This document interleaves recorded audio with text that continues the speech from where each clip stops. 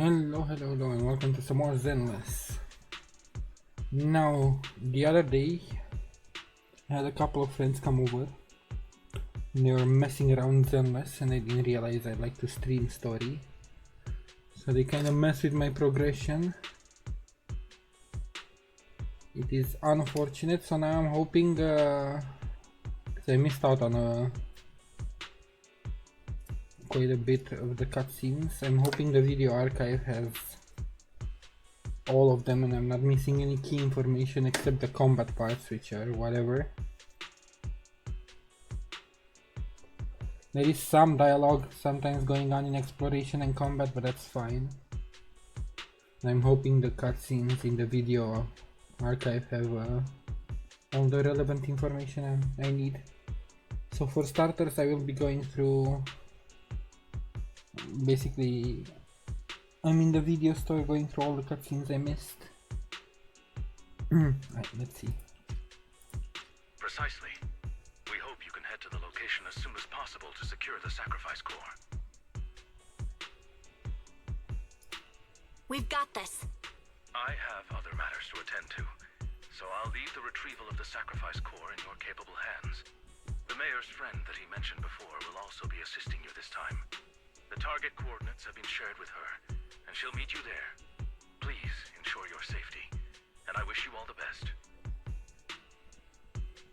Where's the sacrifice core?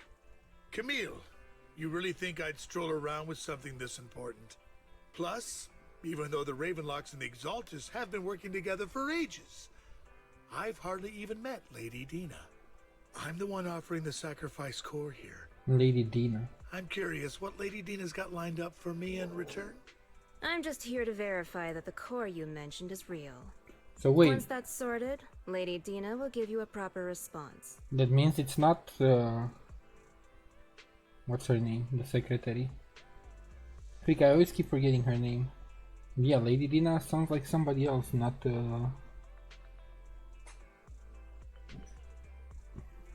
Why do I keep forgetting her name anyway? Our partnership isn't just talk. We need to be sure you have what we need before moving forward. Sure thing. I'll Sarah. take you to where I keep the core. I finally Once you remember. verify it's legit, have Lady Dina come over.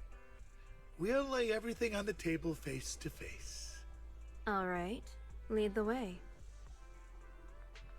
So he plans to It seems trade it. Hartman is trying to bargain for more. What a greedy and insatiable man.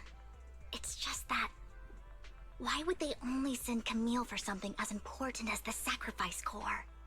And I can't shake the feeling that Camille doesn't want Hartman and Dina to meet. Why is that? Yeah, who's Dina? Who's this Dina he just mentioned? Is she the leader of the Exaltists? Kind of. Lord Vathan, I really think we should hurry. We must get to where Hartman keeps the core before anyone else does. She kinda dodged the question. I've got a shortcut planned, but there are gonna be ethereals along the way. I'll let you handle them, Vivian. Don't worry, Lord Vathan.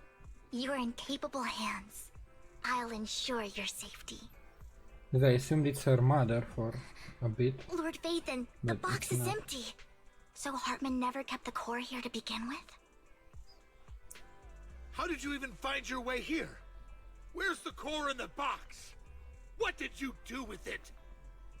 Oh, so the You Exalted. call this keeping the sacrifice core safe? Just as everyone stands confronting each other, a voice comes from behind. I'm guessing the Exalted snapped it? Vivian! It's Oh. been ages. This is Dina. Dina! Oh my, you actually remember me. So sweet. That's a cool At look. you, thriving. I thought you'd totally forgotten about our past. So, tell me, do you ever dream about the people you've killed? Are they crying in your head all night? What the? Back then, I had no idea. You had no idea? While you were soaking up all that love from your daddy and everyone else, you had no idea what was going on? I wasn't... Lady Dina, Miss Vivian didn't actually... Camille, when did I say you could meet up with Hartman today? I see. just wanted to make sure the sacrifice core is legit.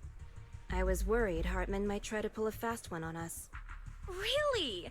So loyal. I thought you'd be more like the old days. Just a few words from Vivian, and you'd be plotting my demise. Just like what you did with Father.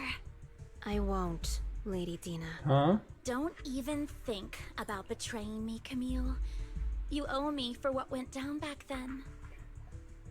I'm assuming they consider Vivian responsible because she talked about Lando. About what happened to Lando. And Dina went full, I'm gonna get my vengeance, while Camille is more unsure about what to do.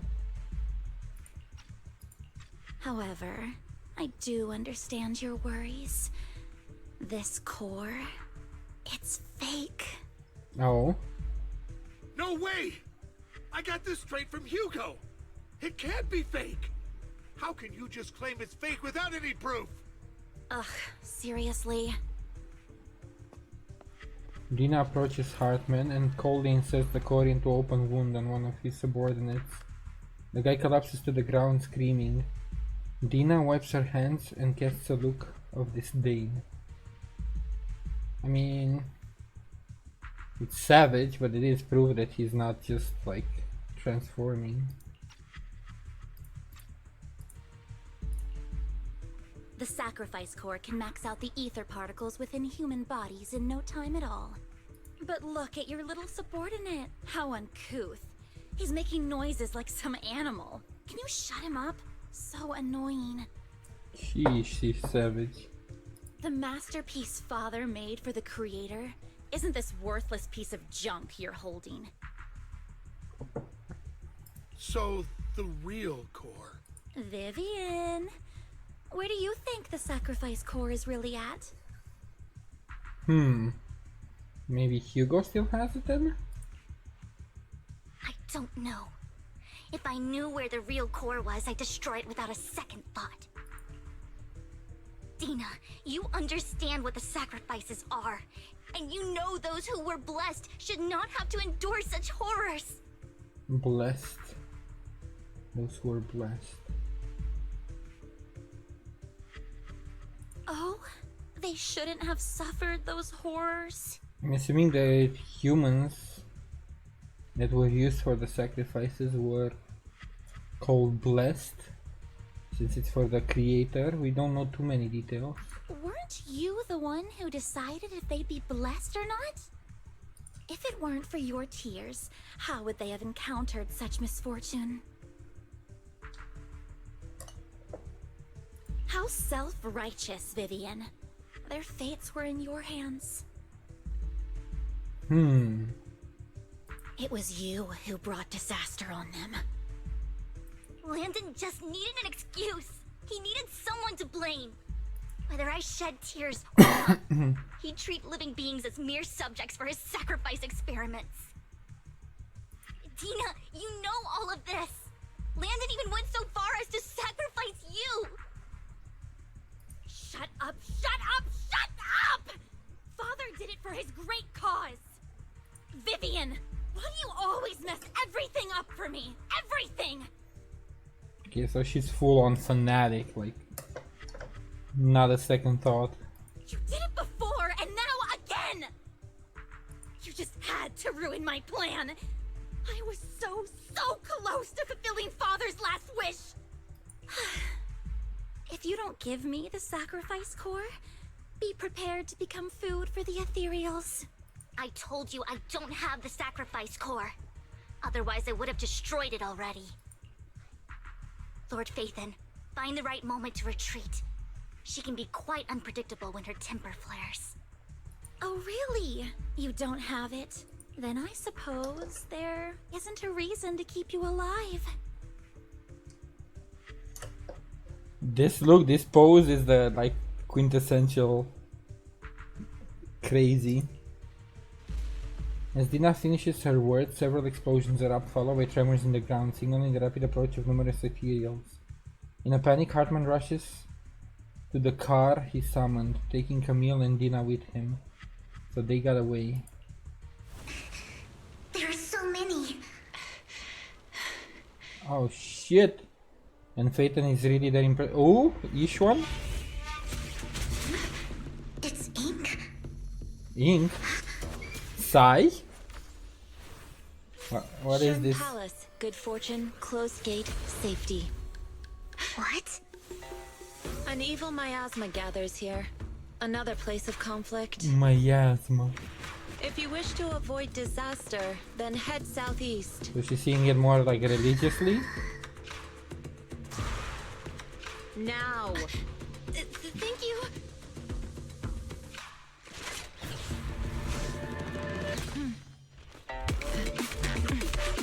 Oh, the music!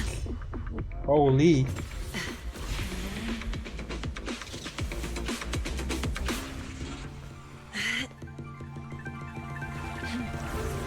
I've seen that attack when I used her. Okay. Didn't realize it's ink. Finally, peace and quiet.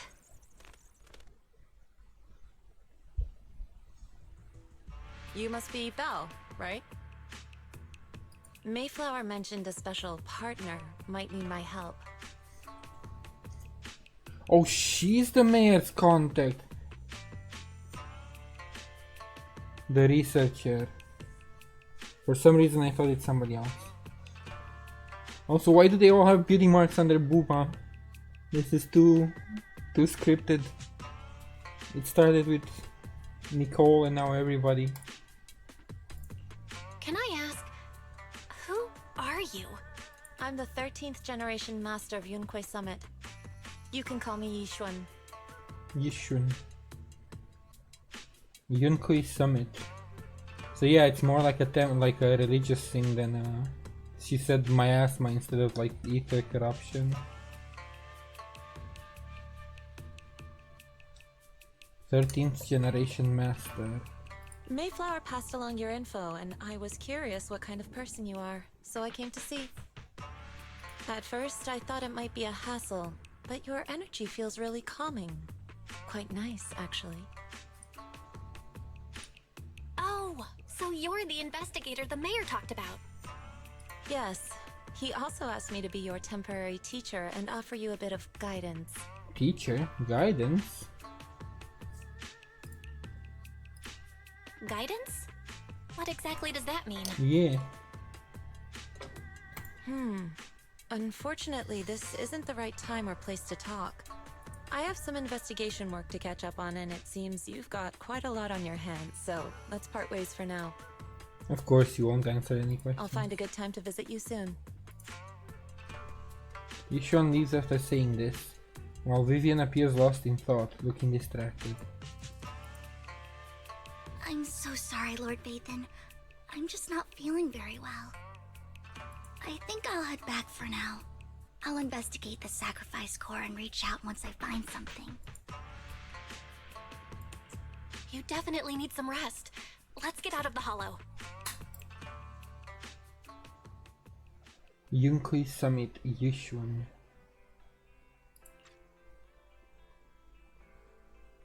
Can I miss the full other freaking section? God, they played a lot.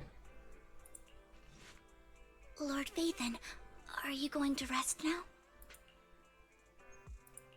I'm not in a hurry to get back. You've been kind of off since we got out, and it's got me worried.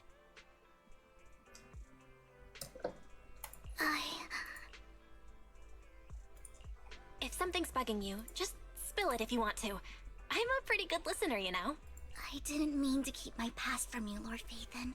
When I was little, people thought I brought misfortune, so no matter where I went, no one wanted me around for long.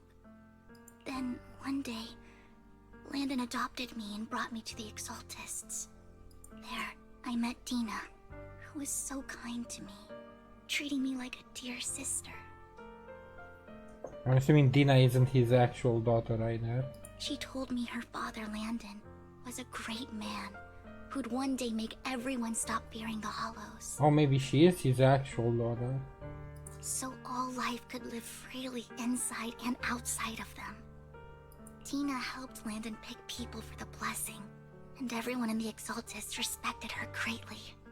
Those who received the blessing would have a better ether aptitude, allowing them to enter the Hollow freely without fear of sudden disaster. Back then, Dina would chat with me every day, always about the Exaltists and her father.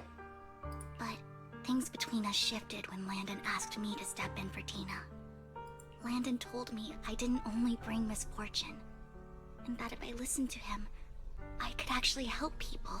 So manipulation, got it. After that, he'd take me to meet people, and if I shed tears, he'd give them a blessing medicine. Because she sheds tears for people she can see the fate of. So that means usually they're fated for disaster. Those who got the blessing could dodge calamities. At first, I was ecstatic, thinking I could help others. I shared my joy with Dina, but that was when she started to pull away from me.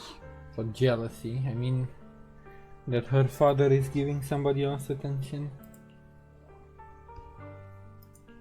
The blessing medicine. Please tell me that wasn't the sacrifice serum Bringer had. Yes, to be precise, it was an early version of the sacrifice serum. Landon's medicine wasn't stable. The medicine Landon developed could boost abilities quickly, but also sped up the development of ether corruption. In the end, most people turned into ethereals, and a few became sacrifices, losing all human consciousness. The ethereals were killed while the sacrifices were given to the higher-ups of the Exaltists. The Exaltists wanted the sacrifices to hold human consciousness, so Landon's medicine was seen as a failure, and he gradually lost influence within the Exaltists. One day, I saw Dina, and tears streamed down my face. In a bid to save his reputation, Landon decided to let his own daughter receive the blessing. I had always thought that getting the blessing was a good thing, until I saw terror in Dina's eyes that day. That evening, I broke Landon's rules for the first time, and followed him out of the Exaltist's residence. I trailed him to the Hollow, where I witnessed someone who had been blessed becoming corrupted. In the end, that person became an ethereal. Then, without hesitation, Landon killed him. Before Landon returned, I went back to the residence and snuck into his study. And there, I uncovered the truths I just told you. And just a few days later, it was time for Dina to be blessed. She doesn't seem like she received a blessing. That's still fucked up, like such a tragic story. I wanted to save her and stop anyone else from getting deceived. So, that day, I told everyone present that Landon should be the one to receive the blessing, not Dina. Oh, that's why she blames her for Landon. First, Landon argued, and no one believed me, but in front of them all, I looked at him and let my tears fall. Vivian starts to recount what happened that day. Lord Landon, please accept the blessing. But this time she was probably crying out of actual sadness and not just because she had a vision. Vivian, you... Why won't you accept the blessing? Were you lying to us?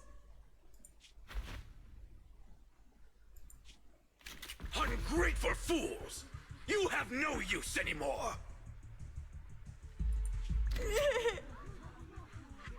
Oh, and that's Camille. I just noticed her in both. Liar! Run! Run! Dina! Dina, wake up! We have to go! Vivian? What's happening? Listen to me! Lord Landon's so-called blessing isn't...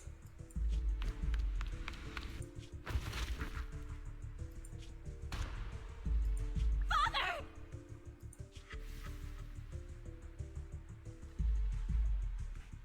So Camille actually killed him. Well, it was more like she's trying to save those two, but... No, I was just... Mom, I wanna go home. It's got nothing to do with us. This is just what happens when you don't accept the blessing. Vivian, was this you? Tina, I just didn't want you to accept the blessing. Everyone who does ends up... I just don't want to lose my father. You knew? If you knew what he's done, you... He's my father. He's all I have. Okay, so she was crazy from the beginning, just like Hugo. Well, he wasn't from the beginning. He had his early childhood when he was abused, and then he went full nuts, like adolescence. But she too, like, she knew what he was doing and she was okay with it. Stop being self-righteous, Vivian. You only ever bring misfortune. Her voice trembles as she shares her past stories. I thought once Landon was gone, Tina would leave the Exaltists. I never expected her to continue his research. Camille lost her entire family in a hollow disaster, so she's always supported the Exaltists. She's not a bad person. She's just someone searching for hope. Yeah, but by any means necessary is never the solution. She joined the Exaltists very early on, and even watched Dina grow up. That day, she was just so desperate to save Dina that all these years she's been following Dina, taking care of everything out of guilt, I think. But I didn't just fail to save Dina. I trapped her. I mean, none of this is your fault. She has her own choices to make, and also Landon was a... yeah. I see misfortune approaching, but I can never change its course or avoid the bad ending. Maybe I really am a bringer of misfortune. No way. You're not the one bringing bad luck. Whatever went down with the Exaltists, Landon used you. As for Dina and Camille, they know the truth, and they just made their choices. Exactly. That's what I just said. The Hollows and the disasters they caused took more than just their loved ones. But not all survivors cling to obsession and hatred like they do. Lord Phaethon. You need to believe in yourself. You're currently resolving the sacrifice crisis with your own effort. I remember you saying you really like yourself now. So what's changed? Yes, that'll always be true. Thank you for listening to my story today. Years have gone by, but I've never had the courage to face all this. Other than her weird, like, I really like her character other than her weird obsession with Phaethon. Maybe Dina and I were meant to meet today, so I could finally spill it all out. It lightens my heart a little. Lord Phaethon, you truly are a wonderful listener. Whenever you're feeling down, don't hesitate to come to me. I will. It's been such a long day. You must be exhausted. Also, this interaction was surprisingly not weird. Given her obsession with Phaethon, we had a conversation like two normal friends. I'll track down the location of the sacrifice core and let you know what I find. Good night, Lord Phaethon. After bidding farewell to Vivian, you head back to the video store. You see the collectible she gifted you on the table, and it stirs a flood of memories. You've been through so much lately. You hope the sacrifice crisis can be resolved smoothly, pondering the whereabouts of the real sacrifice core. Weariness sets in, and before you know it, you drift off to sleep. When you wake up, it's almost noon. Okay, and that's where I'm left off to actually get back to the story. I did miss out on a lot, like meeting Yishuan for the first time. I'm glad they put the cutscene in there, so I'd have been mad if I couldn't see it. Letting people play on my account, what was I thinking?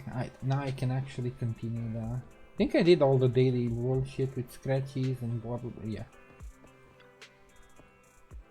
Belle, Vivian was in the store just now, but you weren't here. Did she need something? It was about the sacrifice core. The first time the sacrifice core appeared was at the auction, and she decided to try and find the security footage from after that day. It's possible more happened afterwards and we're simply unaware of it.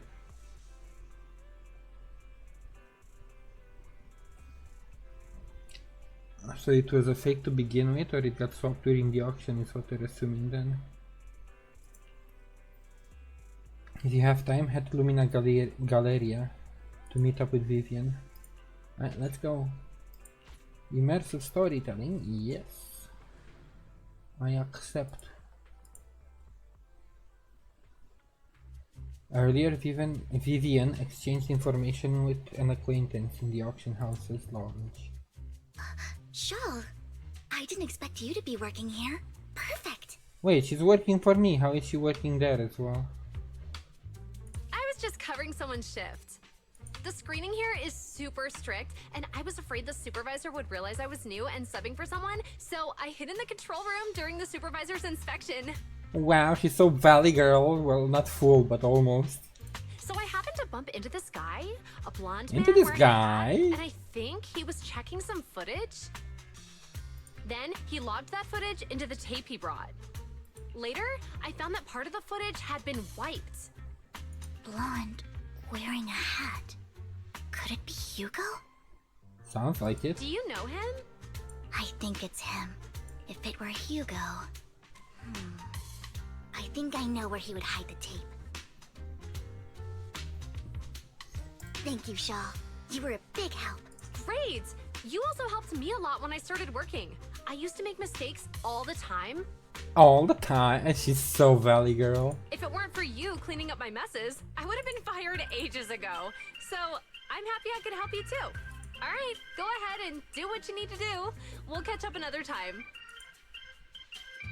After saying goodbye to Shawl, Vivian leaves the lounge. Lord Phaeton, you're here. Someone I used to work part-time with just so happens to be covering a shift at the auction. I learned from her that Hugo once took some footage away with him. I think Hugo was planning something, so he hid the security footage. But once I know when Hugo came here, I should be able to guess where he put the videotape. We are Mockingbird after all. It shouldn't be surprising we have subtle ways of communicating information. Once on a mission, we couldn't use communicators, so Hugo trained a few birds and put trackers on so we could communicate. But after that mission ended, we let them roam free. I just checked their trackers and one of those birds flew near the auction venue on the day Hugo took the footage. Still flies around here from time to time. The tracker only gives a broad area, but I believe this might be something Hugo left for us to find. Right, so we need to find the bird. Some black feathers, okay.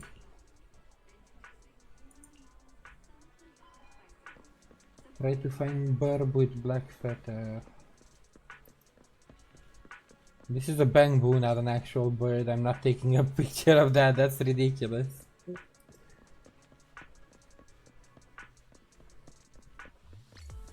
This one more like it.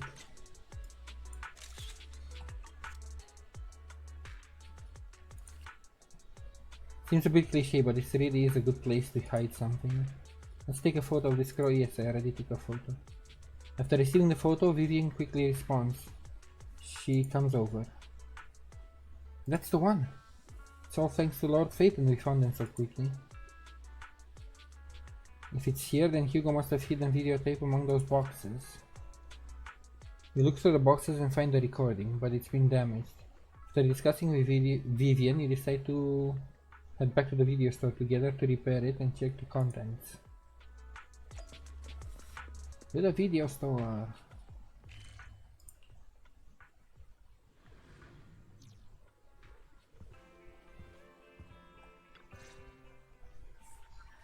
Ferry repairs the videotape and you watch the recording. The content leaves you shocked. It's a conversation between Hugo and Camille. If I'm not mistaken, you and Vivian share the same goal. Silence is no good for negotiation. I just don't want Dina to reach a point of no return. I think she's already past. reached that Yeah. point with what she's doing? Yeah. The formula for the Landon serum was lost, but a batch survived. And Dina was able to develop a substance that can be used for mind control. She's trying to combine the two to make sacrifices that would obey human commands. If the dormant sacrifice and the remaining Landon serum are destroyed, we can put an end to this. Dina's concoction can't create sacrifices on its own. And the sacrifice core? That belongs to the creator, not her. Although I find Landon's methods despicable, I can't deny that the Exaltists and the creator are leading us in the right direction. I just don't want Dina to spend her life trapped by her father's mistakes. So she's still crazy. She just partially. But I find your protectiveness rather weird. I will confirm the location of the dormant sacrifice and find the chance to relay the information to you. I do not want any of my people to be going into danger. As for the sacrifice core, I can only guarantee that it will not fall into her hands. As for how things will ultimately play out, The creator will guide me.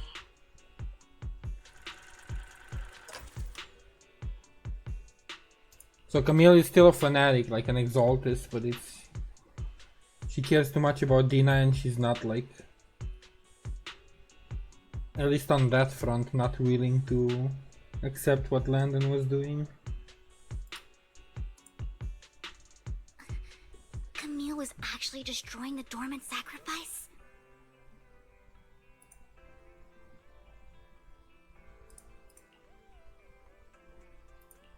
Now Camille's actions make sense. But why did Hugo never tell us? Because he wanted us to believe that's the real core, so we don't look for the real one? Hugo... he... Belle, Lycon said there's something urgent he needs to discuss with us right now. Uh-oh. Alright, let's patch him in. Something's going down. Master Proxy, I apologize for disturbing you. You're never a nuisance, Lycon. Look at you. We have just learned that the Ravenlock family will host a banquet tonight. This banquet is rather special, as they're allowing members of their family to invite business partners to attend. With Hartman at the center of controversy, there are many members of the family who are eager to use this opportunity to replace him. The mayor has been spreading rumors of a young tycoon who inherited a sizable fortune and is looking to partner with a person from an old and influential family. So that's where I come in? This information has lured a young man named Burton from the Ravenlock family. So...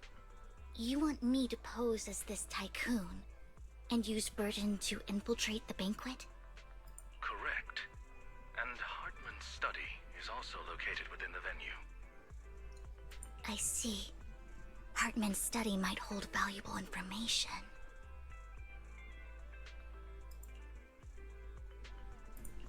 So, what should I do? You can attend as her +1. Whoa, you're shipping us, Lycon? Come on.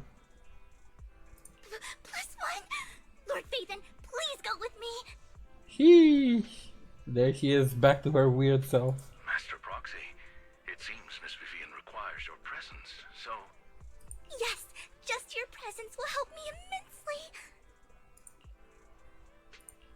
Alright, then let's go together.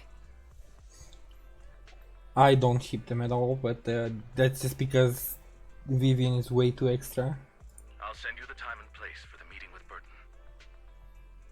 If you encounter any danger, please evacuate immediately or contact me for backup. This would have been even worse if I was doing Wise instead of Belle. I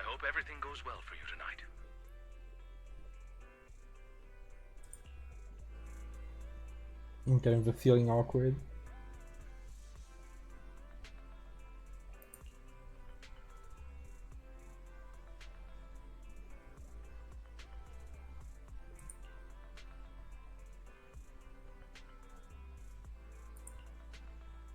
Don't worry, Lord Phaeton, just leave the socializing to me.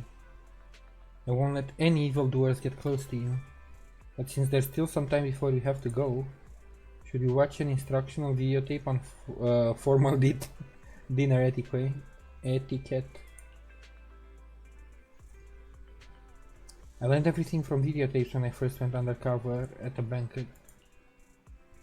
Though such a method isn't sufficient to master it, it's enough to deal with this one excursion. Sure.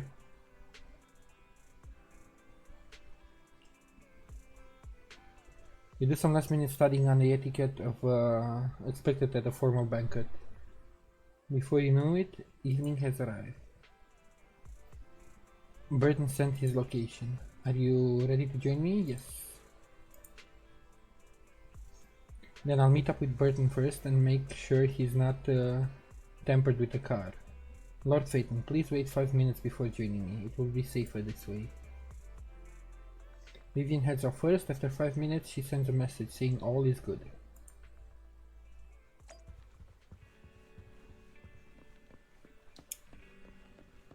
I'm not okay with... I get that they wanted to move to using the main characters more and not the bamboo.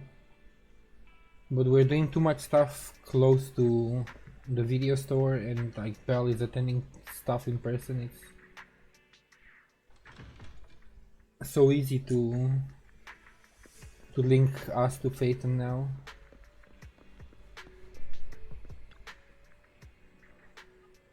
Miss Banshee, this is... is something the matter? What I mean is, this person doesn't look like your bodyguard. The Ravenlocks can protect me, no? If that's true, why would I bring a bodyguard? This is my escort for the night. She's heard the Ravenlocks are throwing a true feast for the centuries with plenty of delicious delicacies not available anywhere else, and she wanted to try some. You aren't so stingy as to not even allow your guests a +1, are you? Of course not. Since you're an important companion of Miss Vivian's, you are also my honored guest. Let's be off then.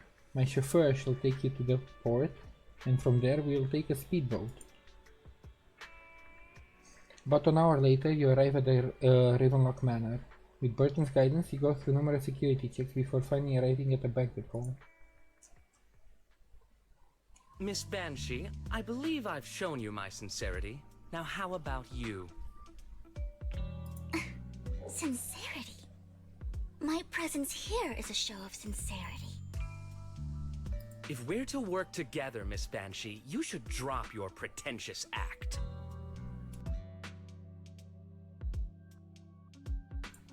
I am well aware of the ways of the Ravenlock family. If I were to come empty-handed, I probably wouldn't even be able to make it out the front door tonight. Since I agreed to come with you, and even brought along my most precious companion, does that not show my deepest sincerity? No need for such an off-color joke. Our door is always open for those coming or going. We both know what's what, so let's cut the small talk. I know far more about how the Ravenlock family made their fortune than most here. I am also well aware of why Hartman, despite such a massive scandal, still remains in power. Oh? Do tell. Exaltists, blessing, sacrifice, Landon. Where would you like me to start? How did you know that? No, who are you? Don't be so tense. If I'm not mistaken, it's about time the banquet began. My companion and I are practically famished. Is this how you treat your guests? By letting them starve? Perhaps when we've had our fill, we'll remember where the sacrifice is hidden. You know where the sacrifice is? So, can we go get something to eat now? And I'm also looking forward to receiving a special dessert from you. Excuse me? We can discuss what you wish to know while we enjoy dessert. Excuse me? Special dessert from you? Also, I know I don't really... I'm not fully on board with Vivian's character. I don't mind the voice actress, but she like the whispering tone and the fact she sounds... how do I put this? I'm guessing she's meant to sound weak or vulnerable, but she sounds sensual because of the whispering in a lot of the lines she's delivering, so it makes it feel weird sometimes. Of course! I wouldn't let such an important guest discuss matters on an empty stomach. As for dessert, I will prepare it myself, and I guarantee it will satisfy you. I'll come find you later. I wish you a pleasant evening. Burton hurriedly leaves, and Vivian seems to breathe a sigh of relief. These kinds of people are exhausting to deal with. I really don't know how Hugo used to put up with it. What did you mean by dessert just now? I couldn't really follow. Hugo taught me that bringing up dessert in such situations is a way of telling the other party they need to offer more. Oh. Fortunately, that old fox Hartman is terrified of losing power. He's definitely keeping the destruction of the sacrifice and the fact that the sacrifice core is fake hidden from the other family members. Otherwise, Burton wouldn't have been so willing to raise his offer. So most of them are aware of what's going on, they just want to take his place, they're not in the dark. Lord Phaethon, let's find Hartman's study when the banquet is at its busiest. Alright, I've already taken note of the surrounding terrain. Once more people arrive, we'll enter the garden through the door in the corner of the banquet hall. Wherever you go, I'll follow, Lord Phaethon. Oh, Vivian, please.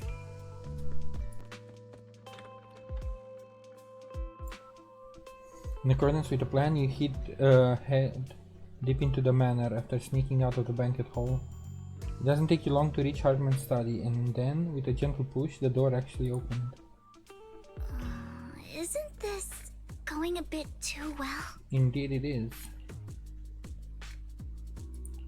The security around the manor is really strict, but inside might be more lax. But just in case, let's tell Lycon. Right. Having some backup would be safer. Let's check Hartman's recent correspondences for clues. I still have concerns about the sacrifice core. Right. Though the core he gave Dina was fake, Hartman might have left a trick up his sleeve and hid the real one. Then let's split up. Oh, splitting up in this situation is not good. You and Vivian search through Hartman's office for a while but find nothing. Okay, so we split up but inside the office, that's fine. Just then, footsteps suddenly come from outside, and in a moment of panic you hide behind the desk. Esteemed guests, is the catering at the Ravenlock family banquet not to your satisfaction? So much so that these two distinguished guests felt the need to come to my humble office to scavenge for food. Don't want to come out? Well, after all, you don't have long left. Burton, that greedy idiot, fell for the mayor's trap. But I never expected that he would bring you into my territory. I suppose I should thank him. Otherwise, I would have had to go to great lengths to eliminate you. Vivian, Phaethon, give Hugo my regards. Tell him I shall be taking the wealth and power of the Ravenlock family for myself. Hartman raises his gun, aiming at the desk, yet there is no gunshot. With a clink of metal, a familiar voice comes. The bullet? How? Well, well, what a surprise. Hugo is still alive. Dear uncle, why must we be so distant with one another? Still don't like you, dude. You can just tell me what you want to say directly. I'm happy that you saved us, but I'm not happy that you're back. Hugo! Impossible! You're... Uncle, you must know a Ravenlock will never stop until they get what they want. Did you really think I would be defeated so soon? When I have yet to trample you into the dirt. You filthy bastard! You only know how to resort to these petty tricks! Petty tricks? Perhaps you'd like to know what I managed to accomplish using this faked death of mine. Oh no, he's even monologuing. My dear uncle.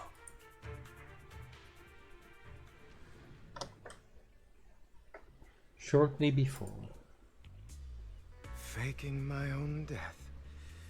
Hope it's all worth the theatrics in the end. There's no way. It was just to keep Hartman off my back, but maybe I went a little overboard. The manager must be pretty shaken up. I should apologize at some point. No, actually not shaken up. I was pretty happy. Guess I'll also bring Lycon along. He's my partner in crime, after all. Okay, so Lycon was in on it.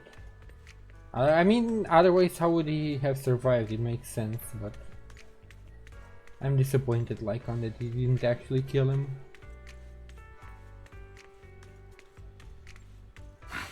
You're late. So strict. Spare me a moment to catch my breath, will you?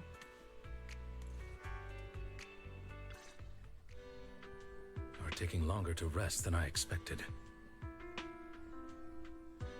Lycon, you think too highly of my physical capabilities. Well, thank you for your cooperation. I must say, if nothing else, at least your acting skills have improved. Why do you look so angry? You should be happy. We pulled that off together with flawless teamwork and managed to fool everyone. Drop your foolish facade. I'm glad you still remember the code we set all those years ago. And thank you for ensuring your sleight of hand didn't deteriorate. Oh, so during the conversation. Oh, right. I should also thank the blood bag hidden in my clothes and our other props. Do you remember when we last used this trick? It was probably ages ago. Sometimes I really don't understand you. Have you never thought about what the consequences would be if I didn't understand your code? If I decided against helping you? Or if I just couldn't control my strength properly? You'd understand it. Of course, if things really did go awry, I had alternative plans. You wouldn't be so arrogant as to think I'd bet everything on you, would you? You're insane. Aw, I'm flattered. So what exactly is the purpose behind all this? Surely after going to such great lengths to erase your own existence, you don't just plan to hide here and reminisce about the past with me. Don't try to brush this off. I've already helped you enact your plan. Tell me the truth. Don't get your tail in a twist. I have more plans that require your assistance, so naturally I would not hide anything from you. Simply put, as things stand, whether as Hugo Vlad or as Mockingbird, I am doomed to die. Seems you've made quite a few enemies. As a member of the Ravenlock family, I negotiated with Edmund and managed to obtain resources from Tops for my future plans. I also confirmed what attitude they held toward your master, the Mayflower family. Meanwhile, I used my identity in Mockingbird to strike a deal with Hartman and gather information on their collaboration with the remnants of the Exaltists. That's where I got my intel on what Bringer left. Oh, by the way, the crime declaration letter that your dear mayor received, that was also sent by yours truly. He's probably figured that out by now, right?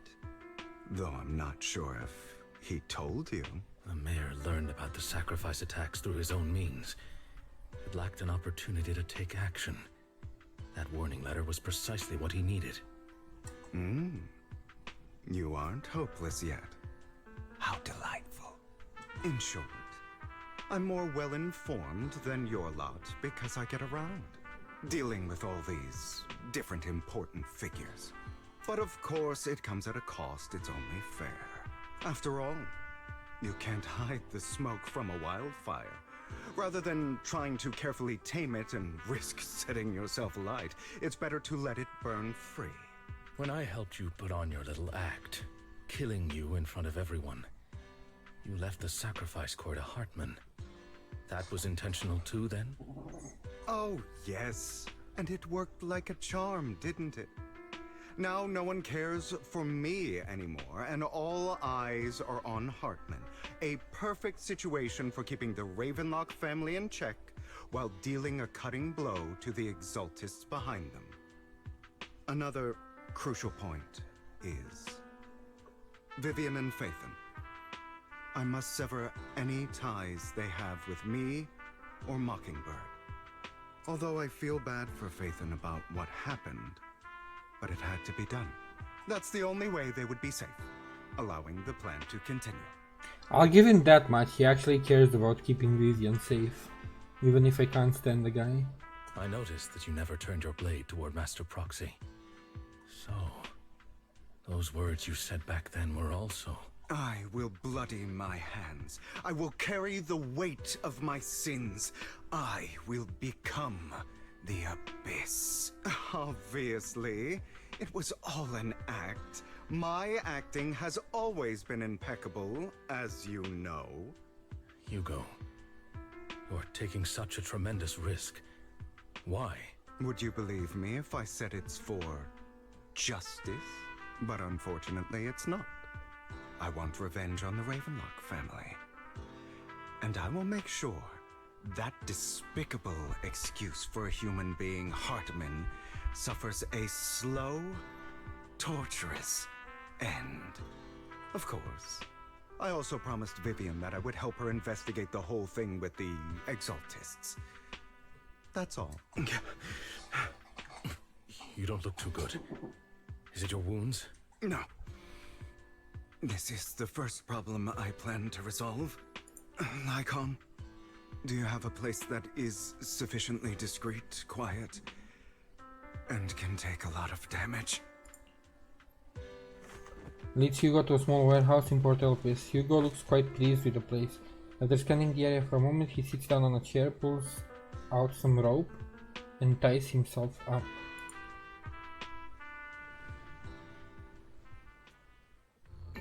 What exactly are you doing? Don't look at me like that. If I didn't have to do this, I wouldn't. Hartman recently obtained a bizarre substance, most likely from those crazy Exaltists. After use, it allows control of the victim's mind. To some extent. You were dosed with it.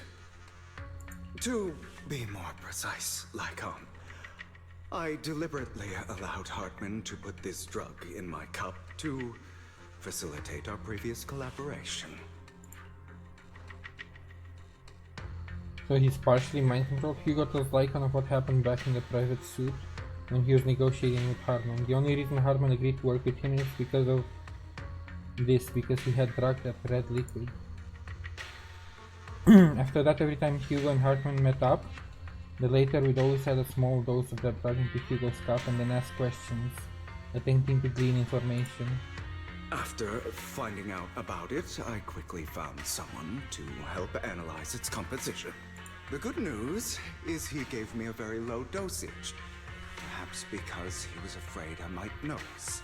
There's a different medication that can delay its onset, preventing me from actually being under his control. I simply need to put on a show in front of my dear uncle. The bad news is that currently there is no antidote. When I delay those effects, however, they will accumulate and erupt when my body reaches its limit. It may even break my mind. And that's exactly what's happening now. I need to endure those accumulated consequences. So, I will lock myself in this room for however long that takes. I've tied my limbs to prevent me from smashing this place or accidentally hurting myself. Anyway, after you leave, do not open this door, no matter what you hear. I recommend seeking professional medical assistance.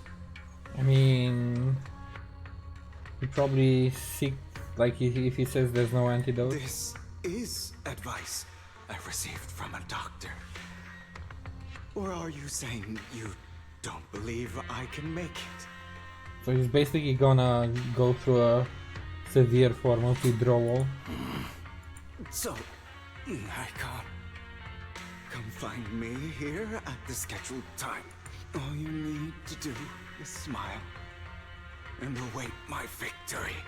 What if I want to stop you? You know you won't succeed. You never have. And you never will. Well, time is short. Let's begin. I understand. Don't die, you stupid bastard. After who knows how long, after enduring seemingly endless pain, Hugo finally awakens. The ropes that bound him had come undone. Though he didn't know when that happened, Hugo checked himself over. Thankfully he hadn't injured himself that badly while he was going crazy. After some time, Hugo straightens out his attire and tidies himself up, and opens the warehouse door. Is this because the side effects haven't worn off yet? Lycon's late. I'm surprised. Or is something wrong with time itself? No, Looks like someone's over there. Might as well go ask. He's probably not untied or not awake yet. He's still going through the withdrawal. Is this his sister? It's all your fault. Why were you born with those eyes? If it weren't for you, I wouldn't be in this mess. I had made it. I had endured for so long. All those years of planning. I was so close, you already agreed. You, go and beg him to reconsider for me. Tell him you'll do anything. Tell him to take me back. No, he won't want to see you now. You can't go and see him. Mother, yeah, I assume so. It's all your fault. I wish I had never given birth to you. The woman's face is distorted with hatred, as if the person before her is not her child but an enemy who destroyed her future. She blames all her misfortune on this innocent child.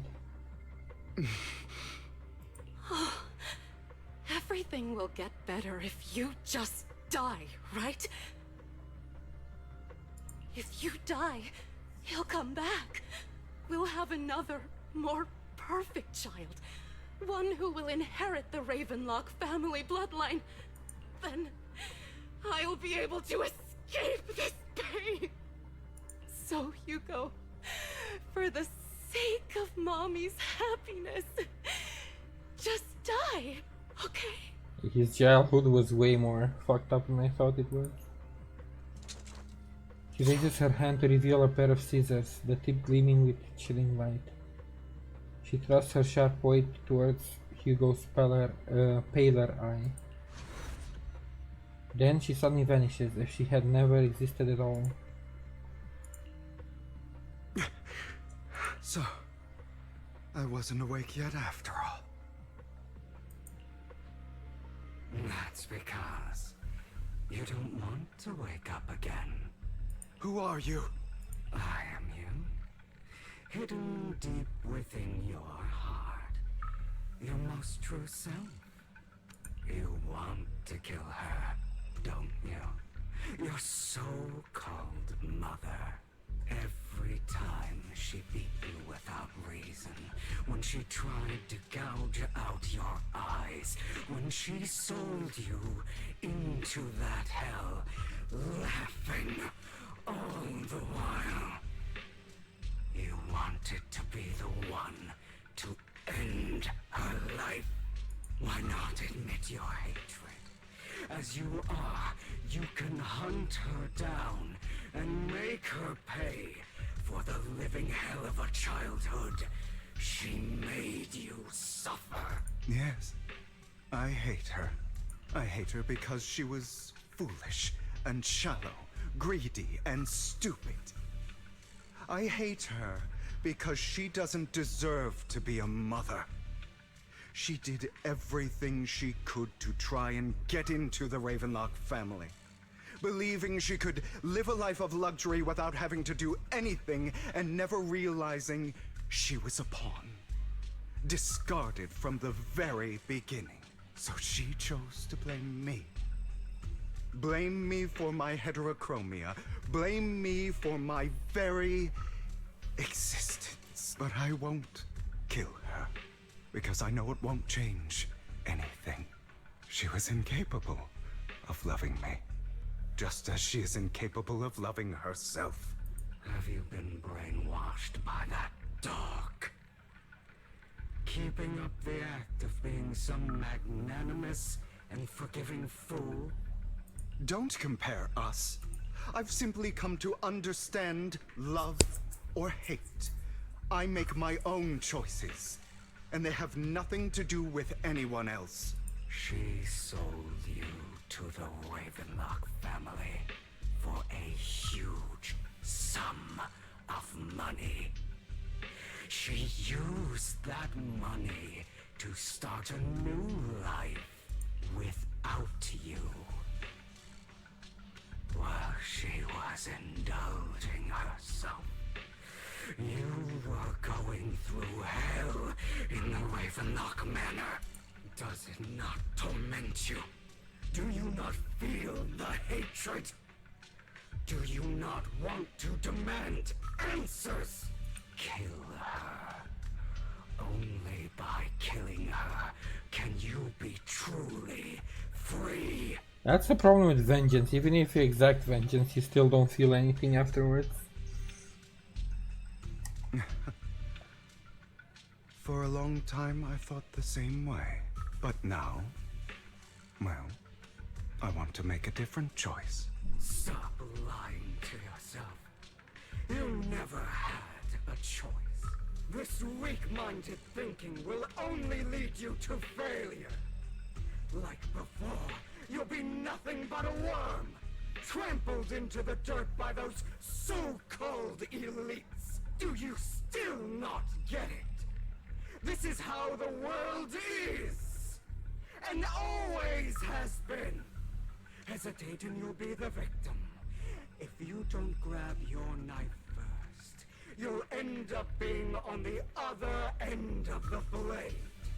If you want to change anything, you must first become the one who makes the rules. Just like that woman. The only reason she could treat us that way was because we were weak. So listen to me. Find that woman, kill her, and prove to this world your strength. It's what she deserves. Why forgive them? They don't deserve it. I'm not forgiving them. Or rather, I don't care about them. They don't even matter, at least not yet.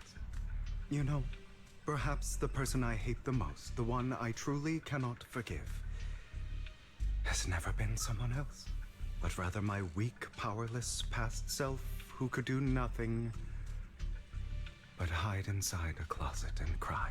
I hate myself for having neither the strength nor the courage to resist. I hate myself for begging for so-called familial love, even after being treated so terribly. I hate that despite the pain of my wounds, I still hope to receive the carrot and not the stick. And that me is you, correct? So, I forgive you. I forgive myself. You'll regret this, fool. Your pretty words mean nothing.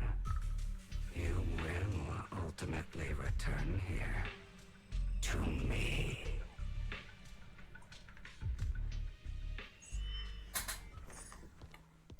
I don't buy the sudden change of heart. But then again, like, doesn't undo all the shit he's done. And he should still be brought to justice, but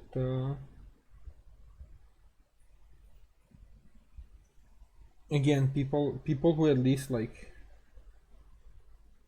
try to change and have a bit more lenience towards than how he was when we first met him, full on cuckoo. Hopefully he has at least a slight change. But like I think when a few streams back, I don't want him to be redeemable because I hate him. And I think him sacrificing himself to save Vivian would be the, for me at least, the most satisfying outcome. But Hoyo has a way, first of all, he's a playable character, so he probably won't actually die. And Hoyo has a way of trying to redeem everybody, which is one of the few things I don't like about their storytelling.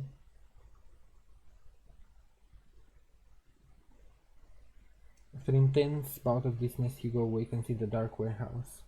The ropes that bound him had come undone at some point. Takes a deep breath of the damp air and stands up. Straightens out his attire and tidies himself. Oh, yet again. I see. This is still an illusion. I wonder who's going to show up this time. At least he's lucid dreaming, like he realizes this time. Uh-oh. Hugo, let's play hide and seek. I'm already hiding. You'll find me, right? Like you always do. Serena.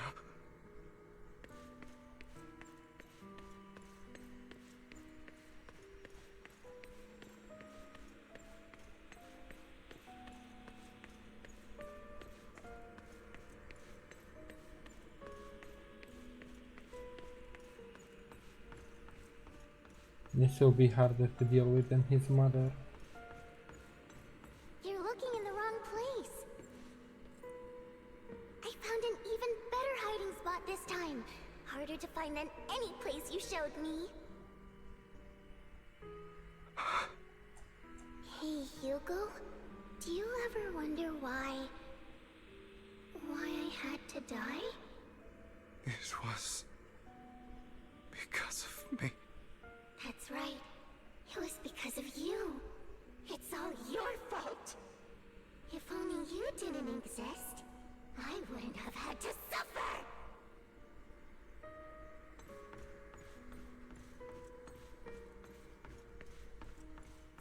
This brings me back, makes me think of Demon Slayer. You know the person you actually cared for would never say that. Still looking in the wrong spot. I can't believe you still haven't found me after all this time. Have you forgotten about me? I haven't forgotten. It's okay. I'll forgive you. I'll still be nice to you, just like before. I was the only one who was ever nice to you, wasn't I? Yes. Then tell me, why do good people always suffer? Why is kindness always punished instead? Tell me, Hugo, why? Most of the times really is Hugo, are you lost? no good deed goes Go unpunished. back the way you came. I left you a surprise there. I'm guessing these are all the siblings. Angry servant, indifferent servant, dissatisfied servant. What a cruel bastard. As expected of a disgusting bastard. Lady Serena was so nice to him, yet he... How does he still have the nerve to stay in this house? They shouldn't have let him in from the start. Filthy, lowly blood. Curses and insults encircle Hugo, piercing his skin like frozen knives. The mockery and rage from a wave that crashes through him, threatening to drown him. Then, as the cacophony reaches its peak, it goes silent. The air seems to congeal in the silence, deep and oppressive. It is as if time stood still, with only his rapid heartbeat echoing.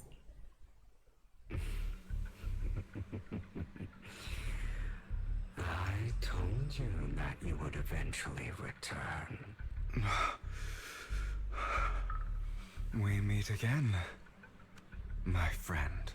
I told you, I am you. The side of you that you've always tried to deny existed. Did he try to deny though? He was playing into it pretty hard. Especially from the, killing his father. Of course.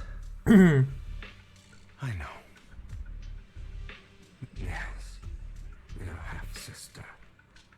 And the only child in the Ravenlock family who was kind to you, unfortunately. It was her kindness that led to her untimely death. It was my fault. I don't like the way you blame yourself. Because that means I'm to blame as well. And I don't think I did anything wrong. Your mother sold you to the Ravenlocks. And your father, he saw your talent and wanted to use you to push the other children into competing with each other. My brothers and sisters wanted to get rid of me from the moment they first saw me. In their eyes, you were no more than a slave. But Serena dared to treat you, a slave, as if you were human. And so, she was fated to die. They tried to kill me many times, but I was careful. And they did not succeed. So they killed Serena, who was weaker, an easier target, and pinned everything on you. Serena died in your place.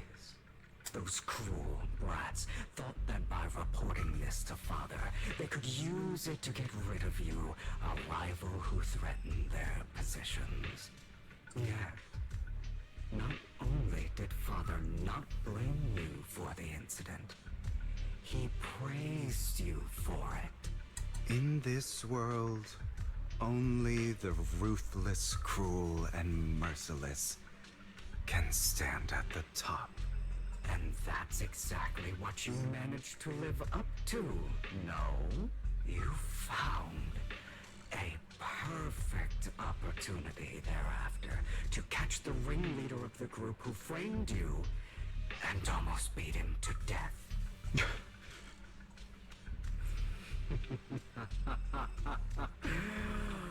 Oh, you should have seen the expression on your face back then. Oh, crazed and manic with utmost delight. I don't remember that.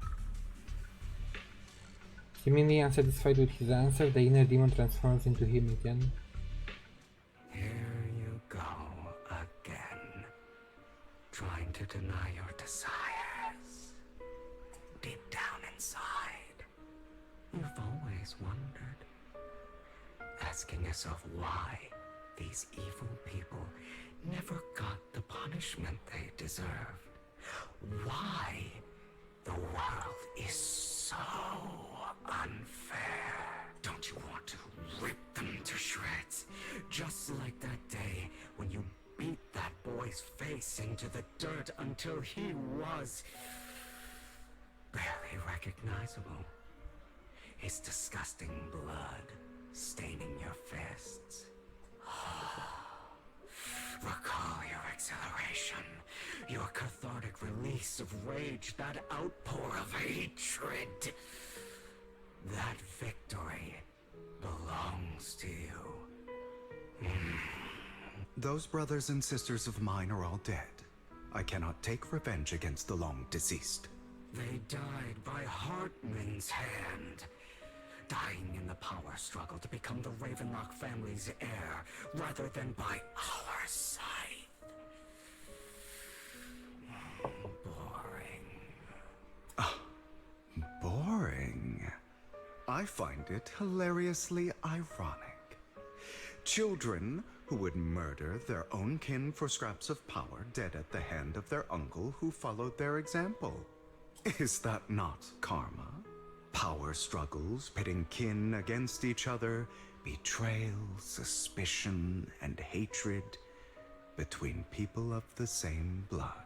It's like a curse, written into the Ravenlock family's genes.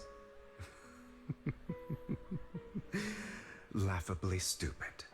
Don't forget, my dear, that the same blood flows through your veins.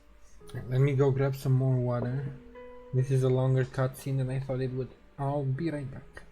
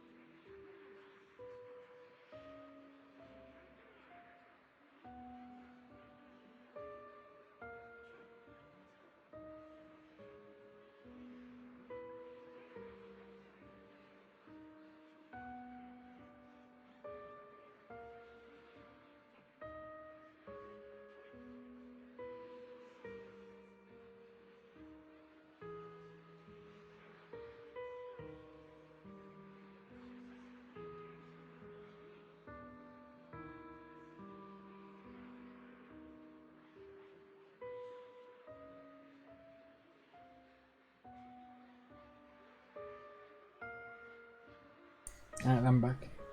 I gotta say, I probably will never like his character, but this makes me understand him more. Makes me understand his character, which always helps, rather than just a one dynamic character.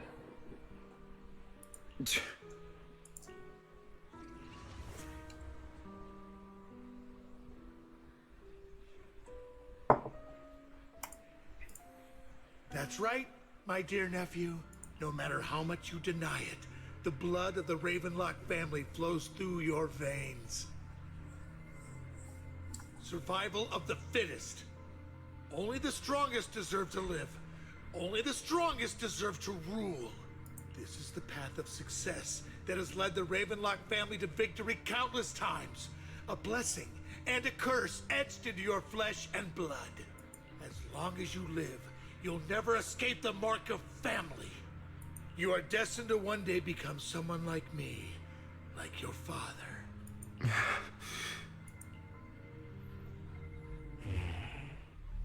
Is that fear I sense? I can see you trembling. Why does the Ravenlock bloodline terrify you so? I won't become like my father. Never.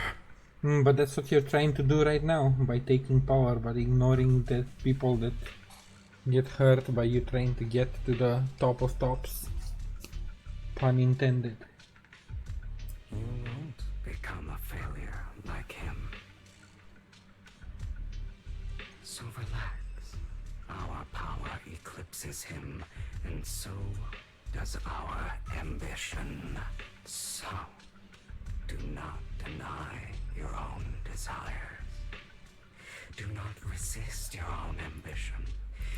This is the talent you were born with. The best gift fate has ever given you. Admit it. Deep within your heart lies a spark, yearning to ignite a raging inferno, and I am that spark. After an intense bout of dizziness, Hugo awakens to the dark warehouse. The ropes that bound him, okay, again. Lycon. Never thought I'd be this genuinely thankful to see you. Seeing you means this never-ending nightmare is finally over, right? And now he will have to face the quote-unquote betrayal with Lycon. Why did you break our oath? Why did you use me? My eye and these legs, they were all your fault.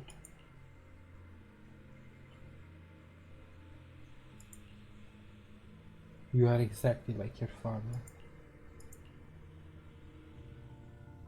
I don't want to hear something like that from you.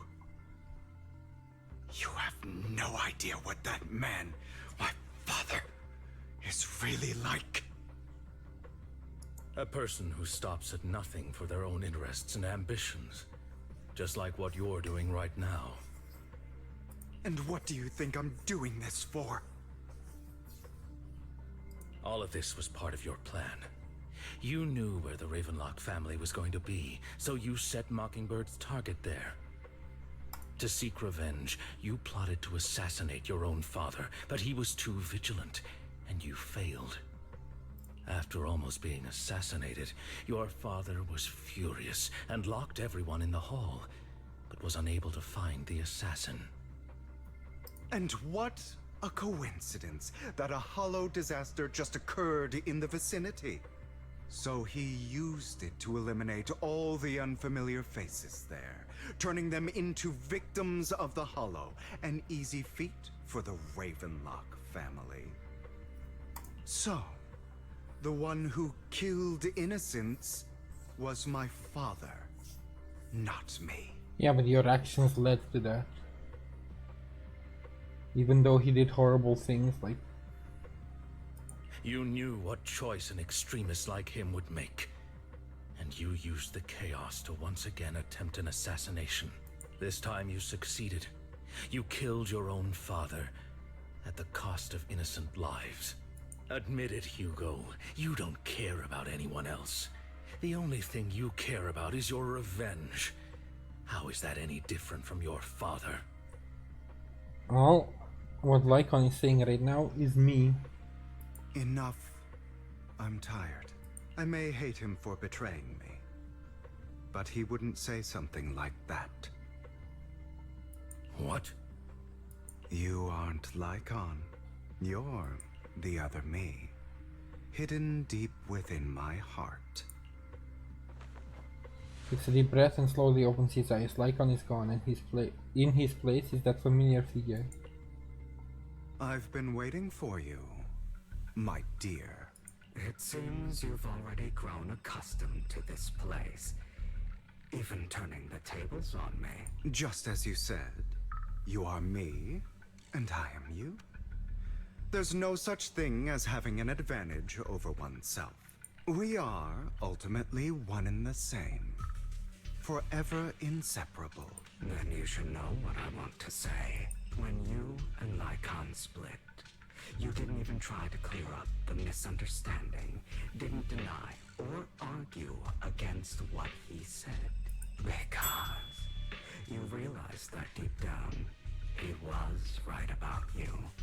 You just hadn't acted on it yet. Some people live only to bring more suffering into this world.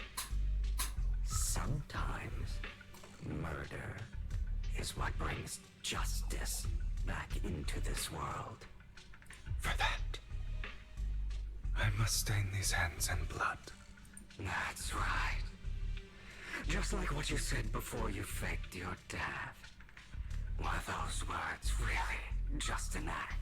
To slay the dragon, you must first become one with sharp claws, rending fangs, and strength enough to destroy anything. You know the truth better than anyone.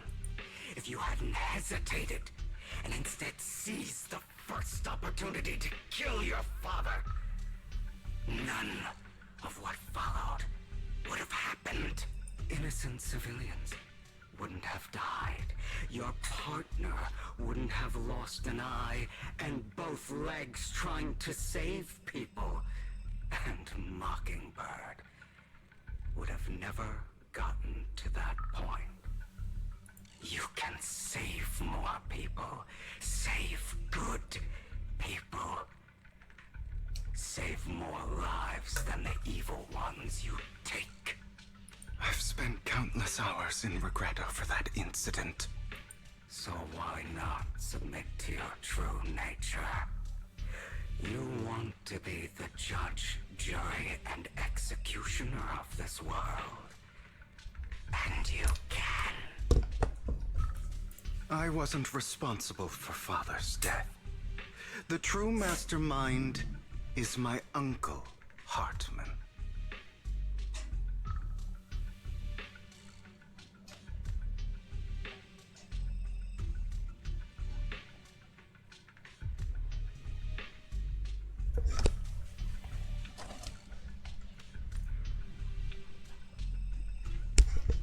His schemes to kill the head of the family were all so he could take control. Mockingbird was simply unlucky enough to get caught up in it. So, for a behemoth like the Ravenlock family, with its roots so deep, a single person's death, regardless of who that person is, wouldn't change anything. Of course, whether it's Tops, the Mayflower family, or even the entire world, it's actually all the same. I refuse to be dragged down by pointless hatred any longer. You foolish, stubborn idiot. Do you understand the power of hatred? Have we not come this far precisely because of it? Or are you going to follow Lycon and Jack's twisted logic? Come on. You don't actually trust anyone? Otherwise, why would you hide this whole scheme of faking your death from them?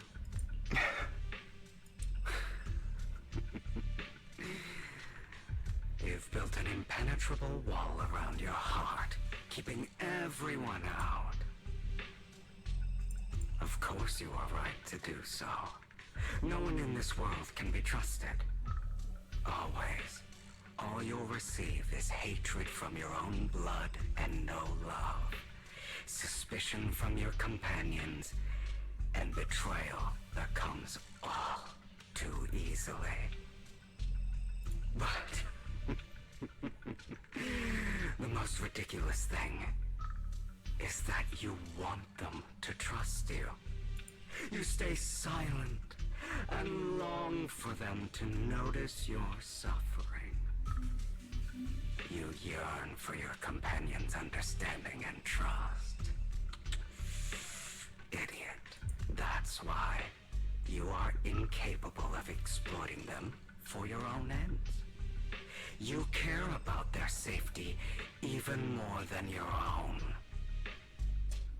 But remember, only the weak need companions. And we are children born from hatred. We are different from them. I will never be like them. And I don't need to be. Come. Let me show you what powers we can wield. But you are me. And I'll never lose to myself.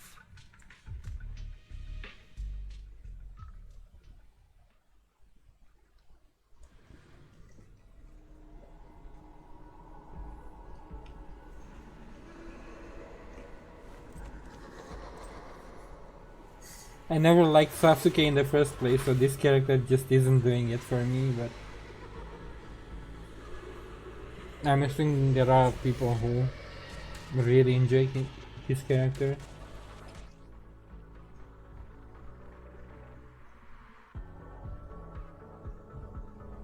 X special or ultimate has hits a stunned enemy. Totalized effect is triggered. This effect increases the skill's damage multiplier based on an enemy's remaining stun duration. Enemy will immediately recover from stun in a certain amount of days will be... Oh, that seems pretty strong. So basically I want to save ult, stun, and then ult as soon as it's done. Think about all the injustice you've suffered. If you choose to forgive, you're betraying yourself. You know that. Letting you consume me would be the real betrayal to myself.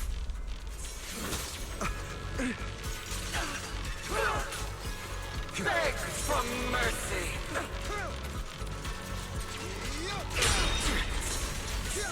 Is that all?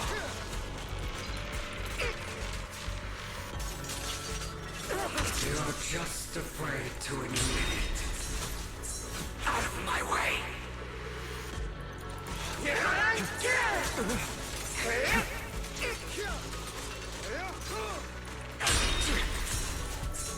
Is that all? I guess I won't get to see his ultimate. And what you truly desire.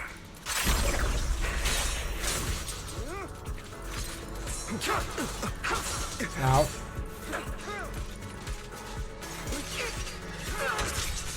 Trying to run, are we?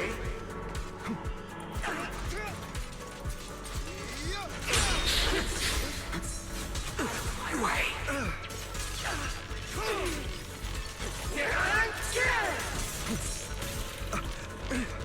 I'm guessing he's really good in Are you trying to kill me? stun teams. You think you can just get rid of me? Without me, you are nothing. For what it's worth, thank you. Don't be afraid. You and I are inseparable. You're part of me, just as I am part of you. Fancy words won't change anything.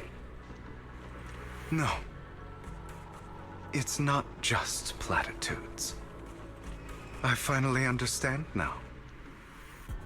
Some pain only fades when it's seen. When it's accepted. So I won't fight you anymore. I won't hate myself anymore. Weakness, hatred, malice, strength, forgiveness, justice.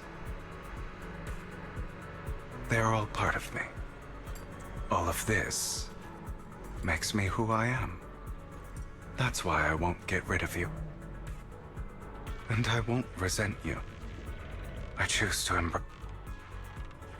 No, why did that cut off? I choose to embrace something.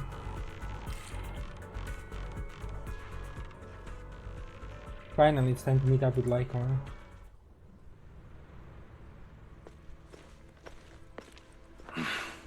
Hugo, it's time.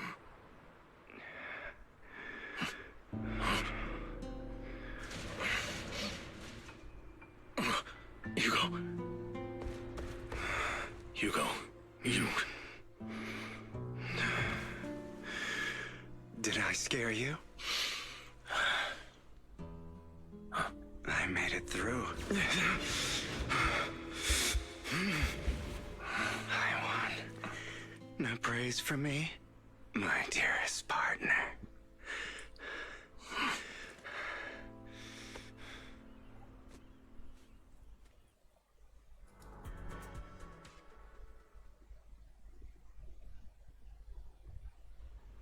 This is just like what I saw in my dream. I guess there are still some lingering side effects.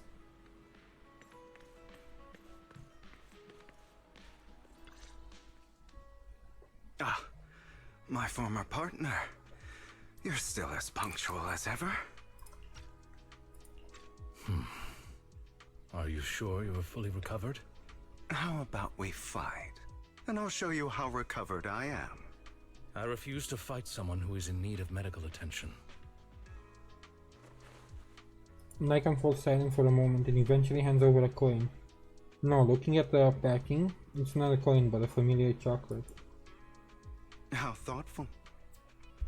I'm touched. Or perhaps is this simply part of Victoria Housekeeping's professional care? I'd rather you not starve to death.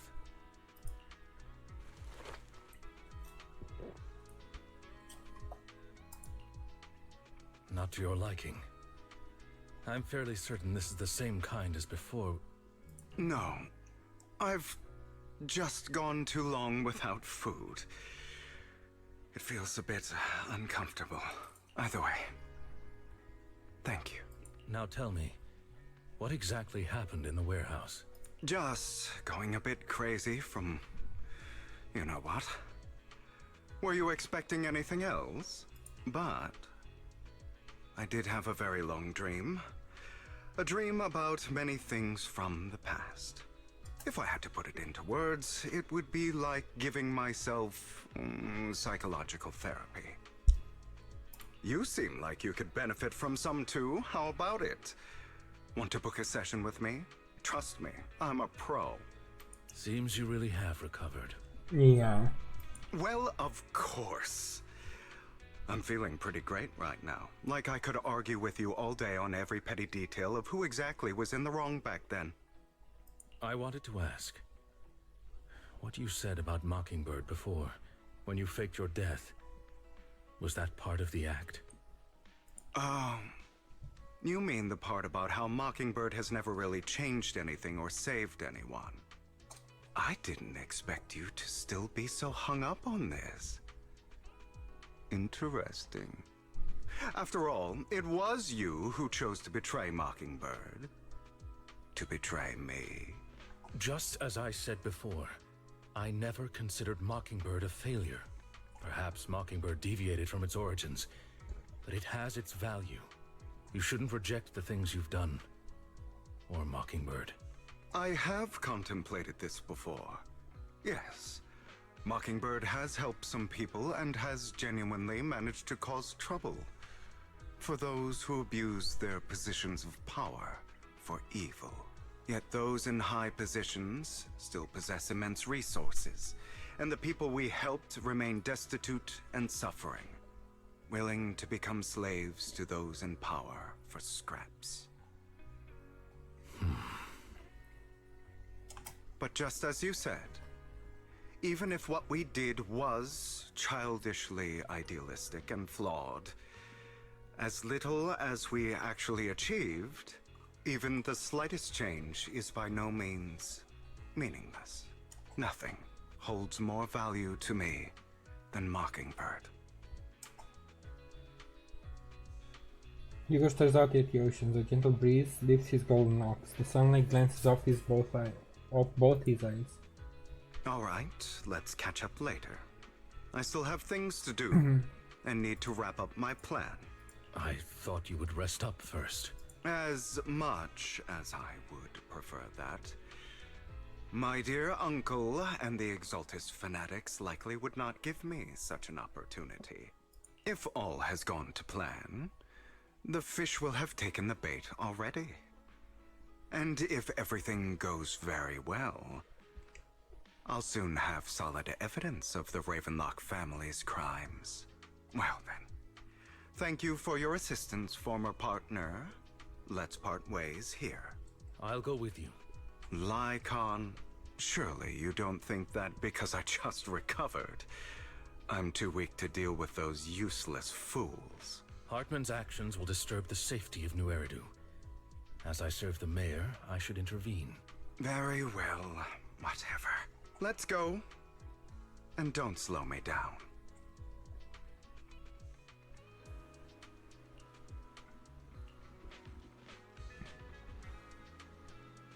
I know you're not spilling your whole plan.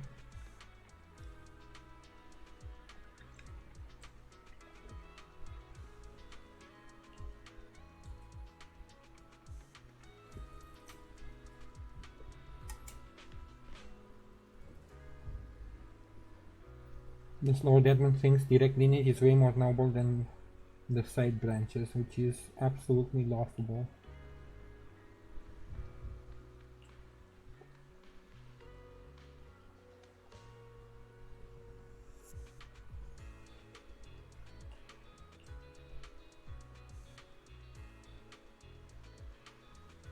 Was the sacrifice core from the mayor's lab your handiwork too?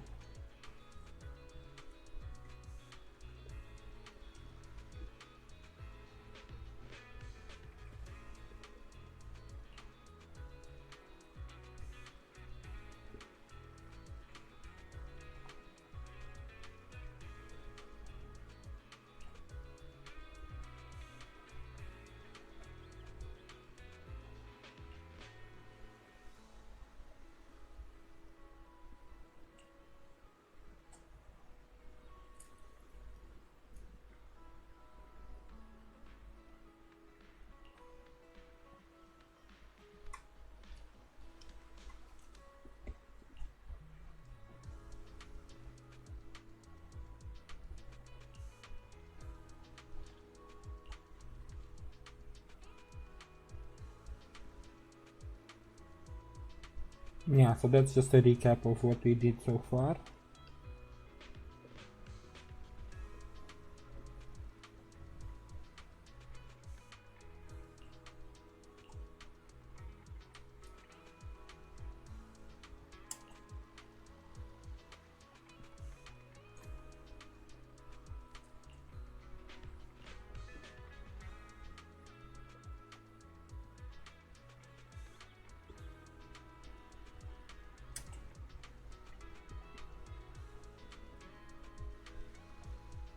I mean, this could be a lie, but it's also interesting if the mayor actually didn't tell him.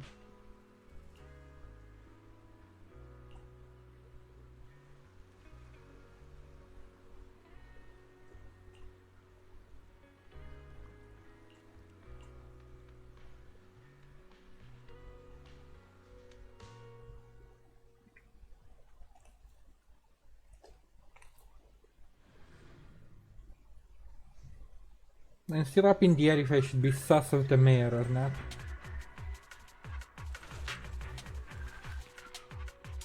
I'm sure you've heard about the missing workers from companies under the Ravenlock family, too. I know where they are.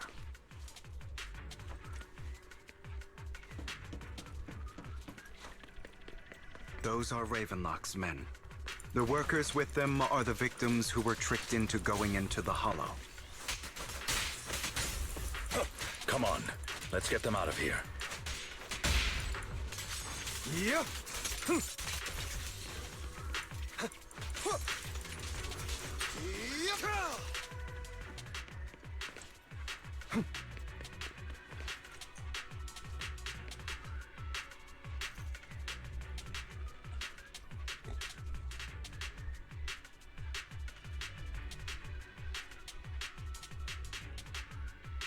They said they had a job with high pay, but they kept avoiding the topic after we got here.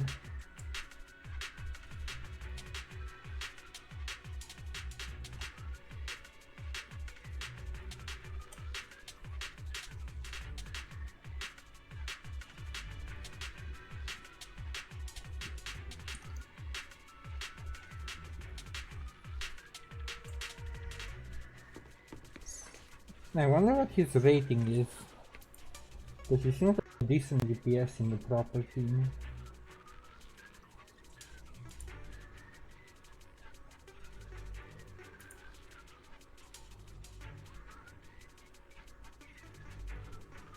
Fate will dance at our fingertips.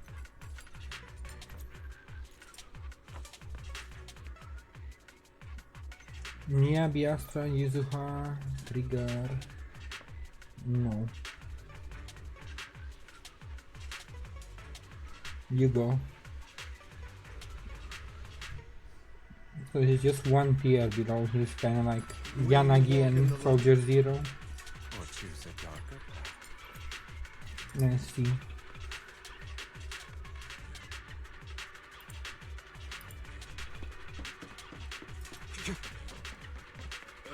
Bunch of nobodies. Annoying as hell.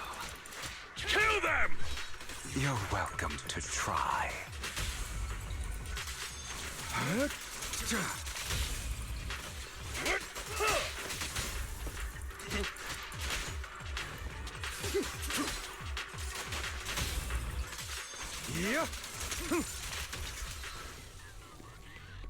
Alright, can I go to the settings? I wanted to, but I guess after this mission because I can't change it now. I wanted to change it from casual to challenge mode now that I understand the game More better. workers here. You untie the workers. Who are you? Had a bad feeling about that group from the start. I shouldn't have ignored my gut instinct. Did they do anything to you? We aren't doing as well as we told, so they tied us up. Nothing else? Good. There was another batch of workers ahead. Okay. Is Hartman behind this, too? Of course. He threw them into the hollow like offerings for the Exaltists. To him, those workers are just another resource, no different from the ether his company mines in the hollow.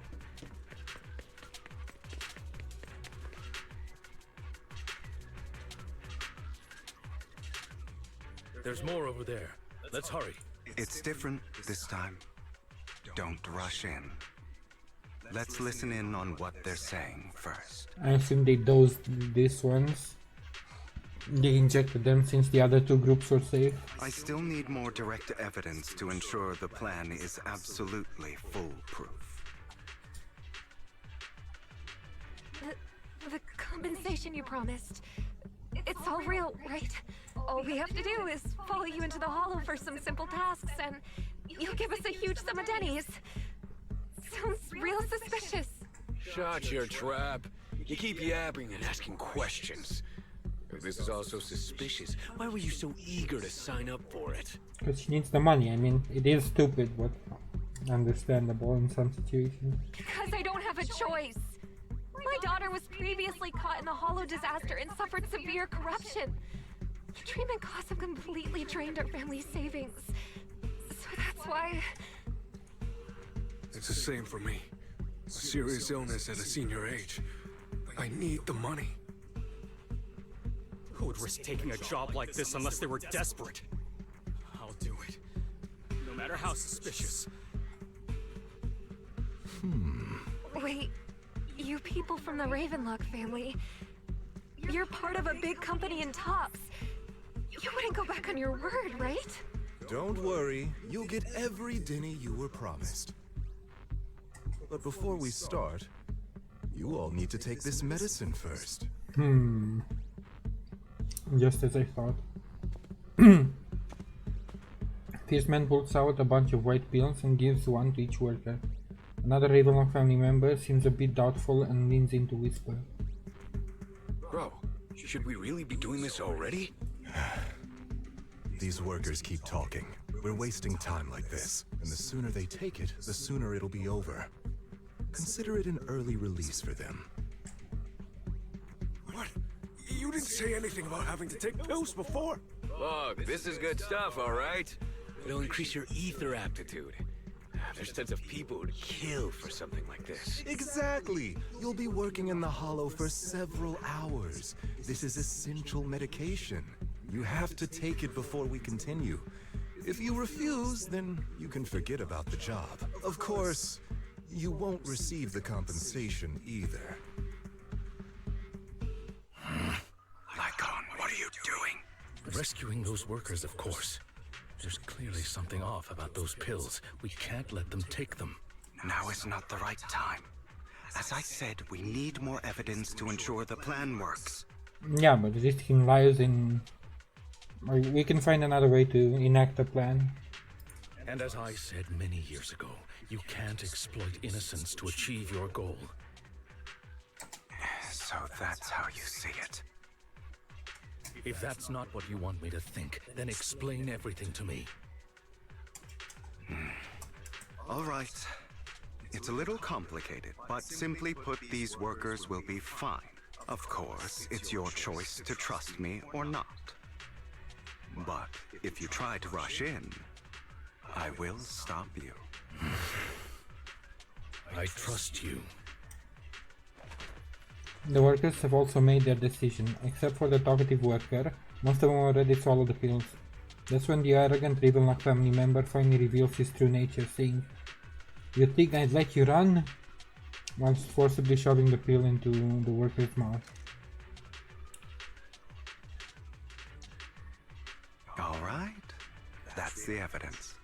Now we can go and beat them into the ground as much as you want. Don't forget, you owe me an explanation. Also, don't overdo it and kill them, even if they're the worst of the Ravenlock family. All right, Your Holiness, Saint Lycon. Who the hell are you? Why don't you take a guess? We're the ones here to stop you. Can't remember the last time we worked this well as a team. It's cool that Lycan fights on Your his own. legs, how are they feeling? I'm fine. To be honest, I think I prefer the way you used to fight. Holy You had shit. a lot more aggression. With Lycan stunning and him doing his thing, that's so much damage. I should have waited to let him yap. I didn't realize I'm gonna two-shot it. Damn it! Who the hell are you? How dare you mess with the Ravenlock family? Ravenlock. Savor the name while you can, for it will soon cease to exist.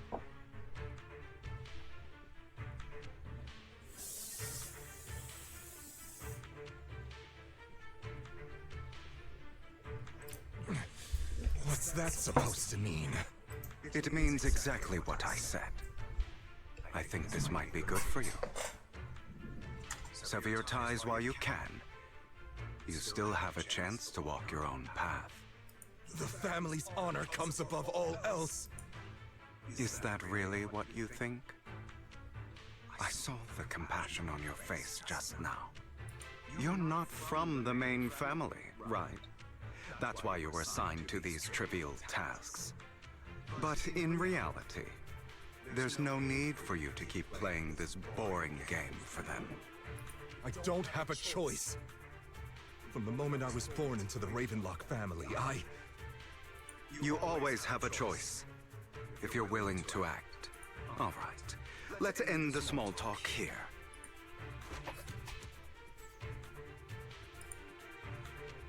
Don't worry, Lycon. I didn't hit them too hard, just enough to keep them quiet. How's that? My acting's pretty good, right? Oh, I see. That's why he was so sure they're gonna be safe.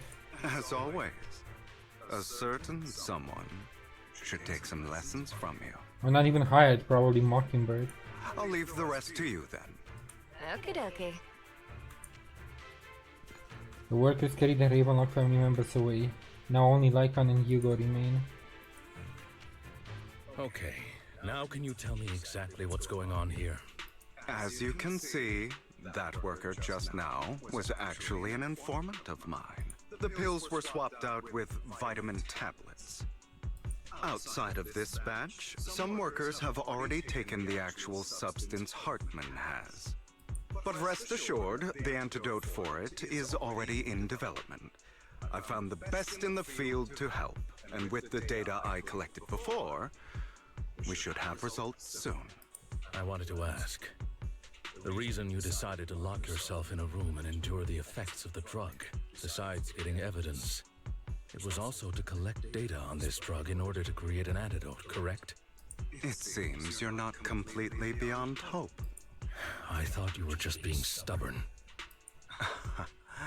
Sometimes I wonder if you know me at all.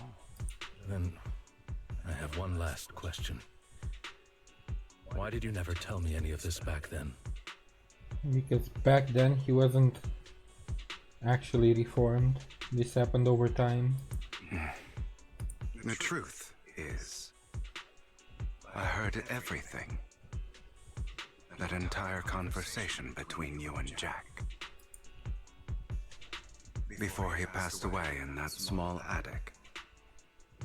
When Jack called you aside and gave you those warnings. When he told me you might go down the wrong path? That's right. You never said anything. What would I even do?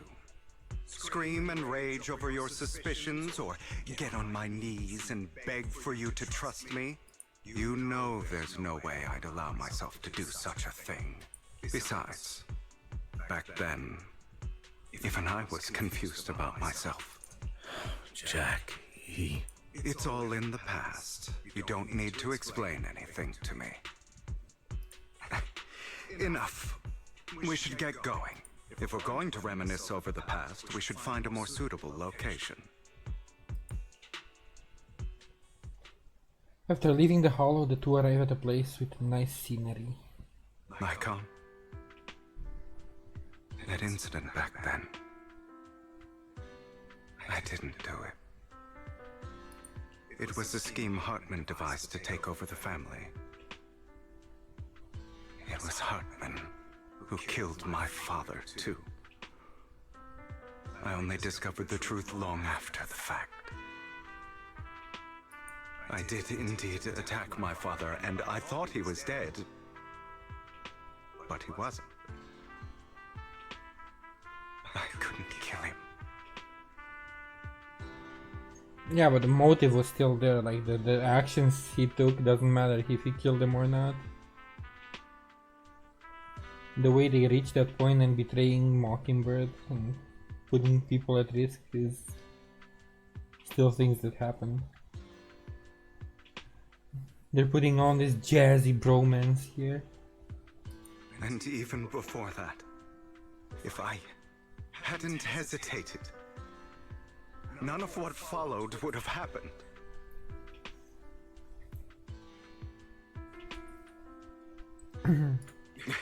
Even now, I still think they deserve death. But I no longer care to personally deliver that fate. They're beneath me. And I have more important things to do. You... I know we may never agree on that point, Lycon. I once wanted to fight against those ugly truths that defined me, but I discovered that the more I rejected them, the more painful it became. So I could only accept that crazed, hateful, and malicious side of myself. As long as I know I will never become like my father, like Hartman, that is enough for me. You've changed. But I think that might be a good thing. Don't patronize me. You've changed a lot too, compared to before. I still disagree with Jack's words. And I won't forgive your betrayal. I will walk the path I believe is right. Even if I must tread over thorns and through the mud. But I will also allow you to walk your own path. Lycon. Should I say thank you? You're welcome. Come to think of it, we haven't talked about your legs and eye. It was just an accident, not your fault. I'm doing well now. I hope you are too. On the contrary, perhaps I should be the one apologizing. I misjudged you. I used to think you wanted power, that everything you did was for your own ambitions. I thought you wanted the power to pass judgment on all in this world, like a god. I am a god. I am my own god. Or you could say that in this world, everyone is their own god. There are many things that we are powerless to change. But there are also many choices we can make. Just as I said before, I am the only one who can kill me or save me. I'm glad you think that way. Let's go. I still have one last thing to do. To witness the end of Ravenlock.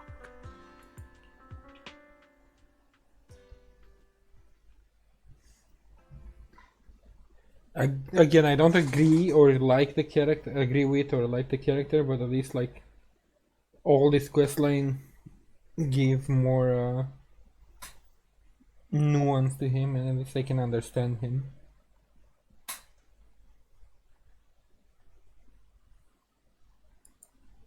You really think you can take my place if I die? Never, you filthy bastard! But he said it's the death of the Ravenlock. He doesn't plan to take your place, he just plans to end the whole family. Your little tricks mean nothing. As long as the Ravenlock family stands, I can still get back on my feet. You still don't get it, do you? This was never about avenging my father. And I don't care about taking your place. I didn't come this far just to kill you. That'd be pathetic. Right on cue. Why don't you take a look at this, Uncle? On behalf of Tops, I'd like to clarify that we had no involvement in the Ravenlock family's actions. Tops is officially terminating all partnerships with the Ravenlock family, effective immediately. We will have no further affiliation with them. Are you crazy? What the hell do you get out of ruining the Ravenlocks? You want to be a petty thief forever? Thief? Oh, Uncle. Allow me to reintroduce myself. I'm the name people whisper about. The one who robs the rich and gives to the poor. I'm the master con artist who can fool anyone, anytime. I'm the leader of Mockingbird. The one who turns every headline into my own stage. I have friends who'd catch me if I fall, partners who'd shed tears for me, and allies who always have my back. I am Hugo Vlad. You're the one who needs the Ravenlock name. I never did. You ungrateful bastard! You should have never been born. You flatter me. Same goes for you, Uncle. You leave the Ravenlock Manor on Hugo's speedboat. After reaching Port Elpis, you all wait for Lycon to arrive. I still think they're glorifying him too much, and if I was Phaeton, I wouldn't give 2 cents about him living or dying, but that's just me. But they did the same with Astra, with Belle and Weiss being so infatuated with her when... Sure, she's okay, but it seemed way too forced. Hugo seems pretty forced as well. But hey, I don't have to enjoy every part of the story. But I am glad that he changed. You've done well, Vivian.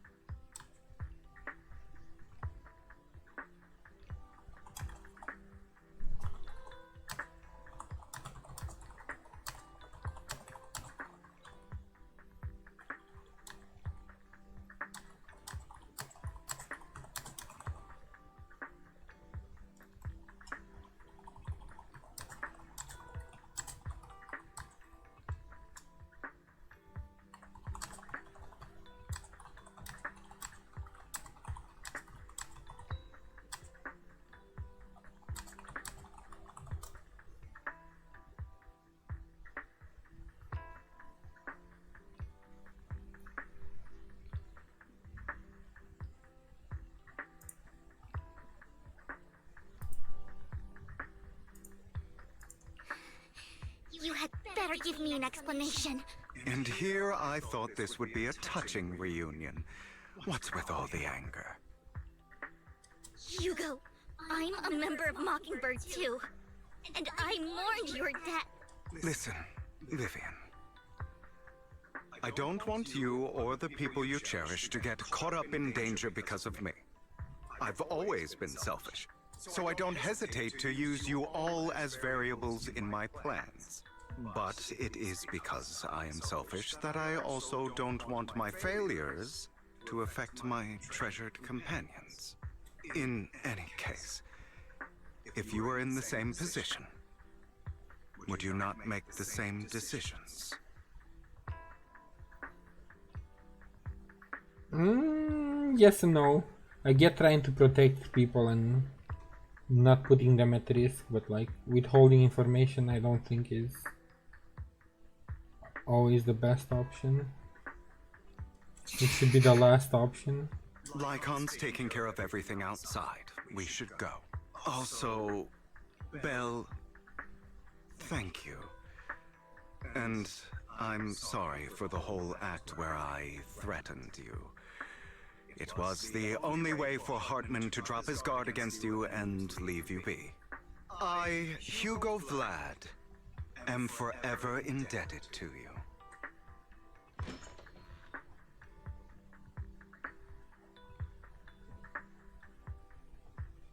Master Proxy, although it is late, there is some important intel that I must give you now.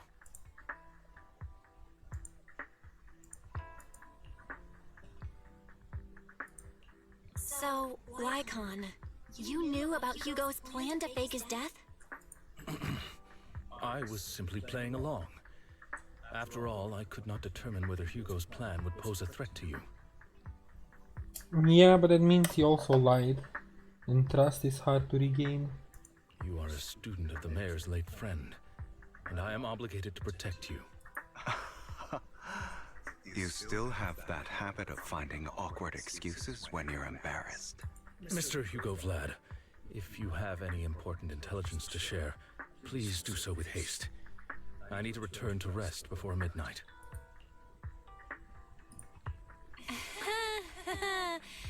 You two sure are close. For the sake of a certain old fossil's sleep schedule, I'll keep it brief.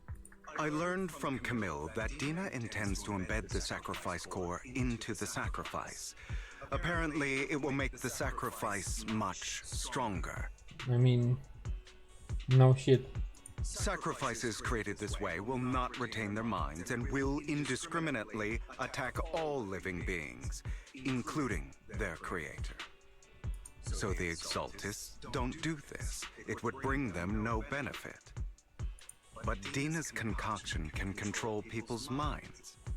If a person takes the pill and is injected with the serum Landon left behind, the sacrifice would be under its creator's control. Theoretically, but I haven't really tried it, so... Although the dormant sacrifice has been destroyed, Dina found a batch of that serum her father created, and wants to create new sacrifices. Never mind the sacrifice. Hartman's sacrifice core is a fake. We don't know where the real one's gone. The real core has always been here. Here? In Lord Phaethon's video store? Vivian, do you remember when I suggested you give that collectible to our dear Proxy? I remember. But that was just an ordinary pendant. And I've met the person who submitted it. She has absolutely no connection to the Exaltists. How about our dear Proxy take out that pendant so we can take a look? After finding the pendant sent by Vivian, Hugo takes it and gently presses the hidden clasp. Clicks open from the middle. Inside is the sacrifice core.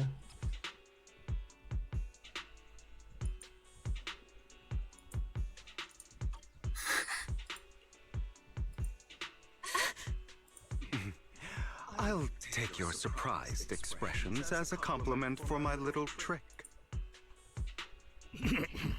I will hand over this core to the mayor as agreed, since he fulfilled his promise to protect Vivian and the manager while I was pretending to be dead.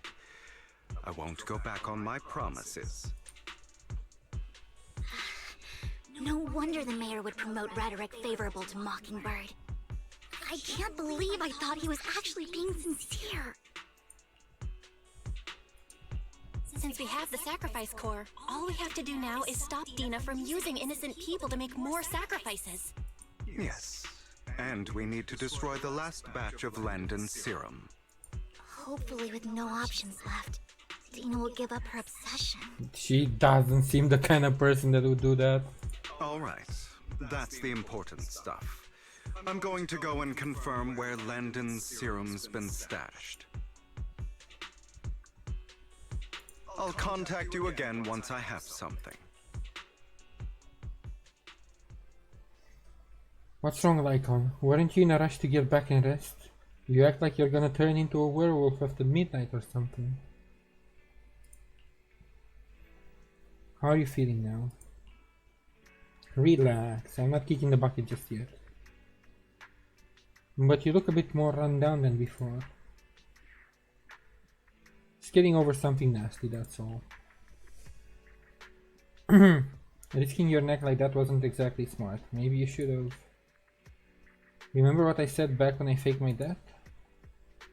For a permanent and absolute victory, we must endure the pain of cutting away rotten flesh and persevere through the darkest hour before dawn.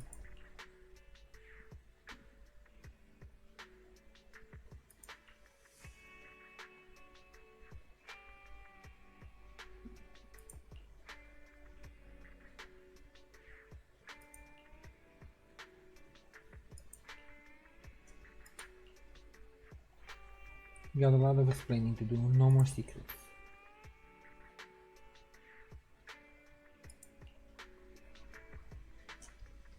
You can't justify, I know because he's such a showman and such a drama queen that they can justify his change of heart as being like slow over time and he was just acting now, but it feels a bit I feel like it could have been done better. I don't know exactly how right now, but it doesn't feel the little chat. At least I don't hate the character anymore, which is something. Lycon, Hugo and Vivian say their goodbye and take off. Back in your room, you drift off to a deep, nice sleep. Hugo sent a message earlier. There's new progress on the sacrifice situation. We found a large batch of unused serum. He wants to be their guide. He wants us to be their guide. He, Vivian and Lycon will be heading into the Hollow with us to destroy the serum. And I'll use the HDD system this time to head into the Hollow with you all. Tell me when you're ready and remember to bring EOS with you. We're using Bell and EOS inside the Hollow. Why do they have to put the proxy at risk so often now? Like, it doesn't make any sense.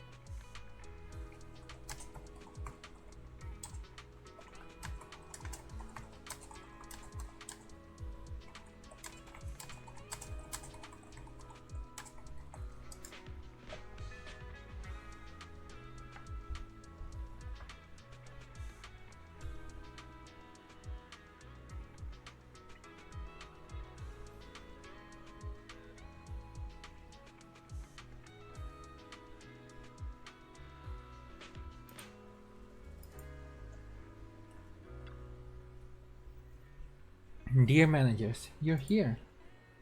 Having two Lord Phaetons leading the way for me must be the luckiest person alive. We'll be counting on it too, as according to my intel, this is quite a large batch of serum. My guess is that Dina wouldn't put all the serum in one place, so we may need to split up. Just to be safe, we'll be counting on both of you to guide us. Once you're both ready, let's head into the hollow.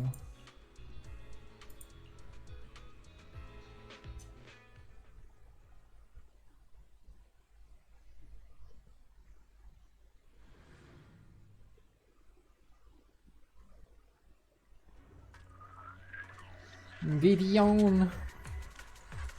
And let's see how all three of them work together. Landon's stash should be somewhere nearby. I did some digging. Some of the missing workers were brought here too. Dina's getting ready to make her move. Don't worry, we'll clear them out.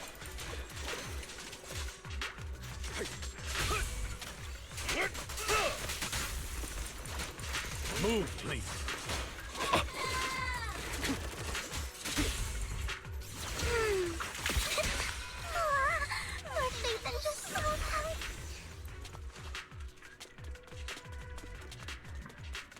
They're trying to destroy the goods! Stop them! We need to take care of the guards first.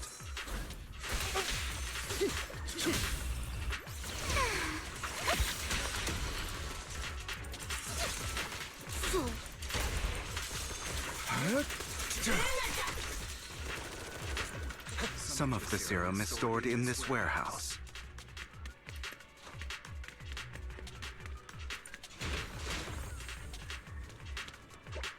You're not taking anything from here.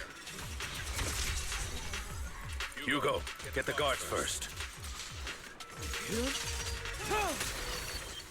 Freeze all evil!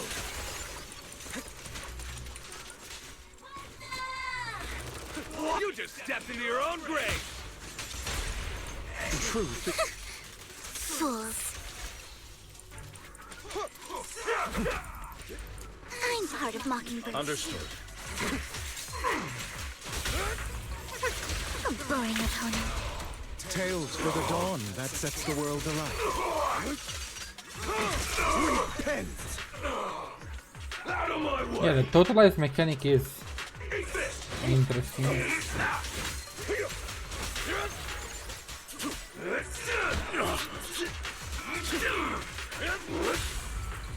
I'll write the ending to your nightmare. Don't look straight at the moon.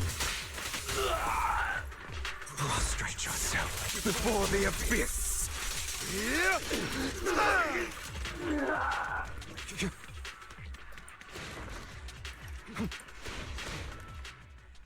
More of Landon's serum survives than expected. Fortunately, since they're still here, it means Dina hasn't executed the final step of her plan.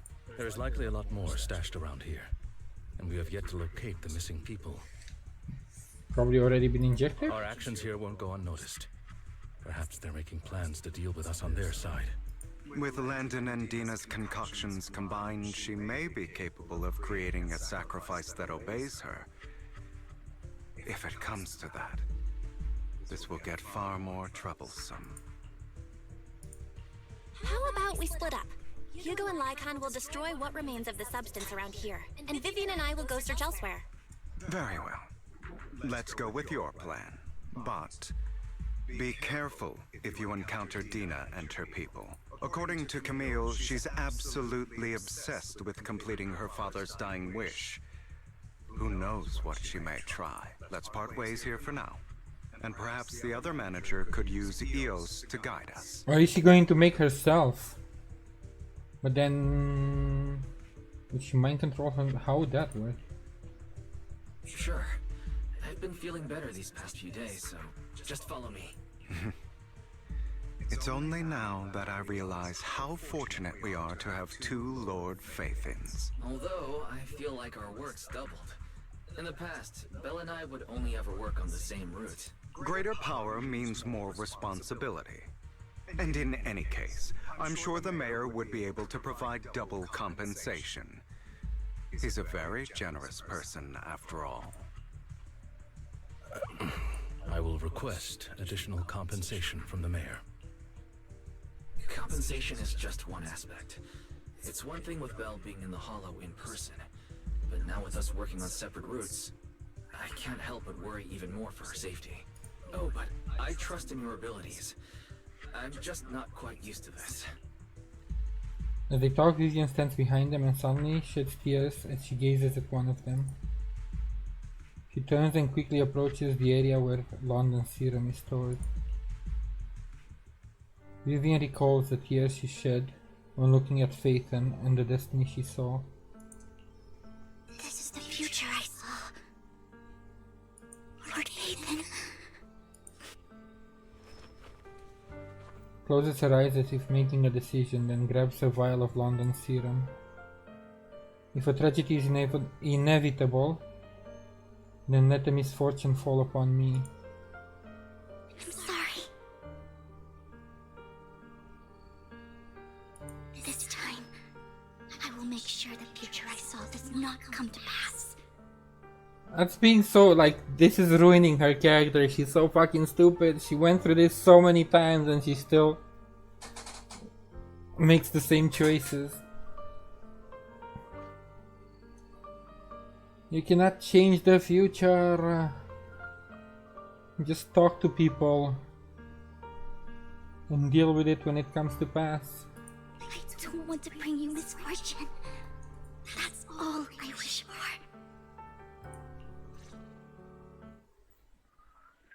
She has not learned anything. Leave this to me, Lord Phaethon.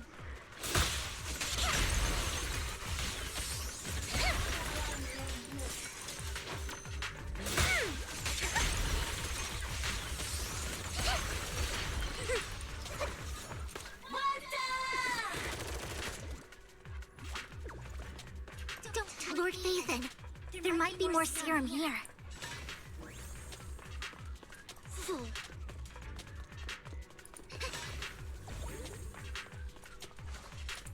How dare you steal from Lady Dina! No. I'll try to go easy on you. No promises.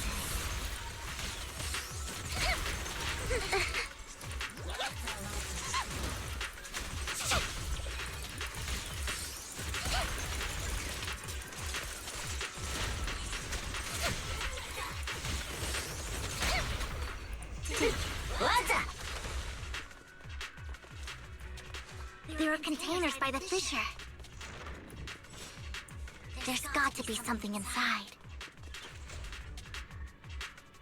We don't want the money anymore. Please just let us go.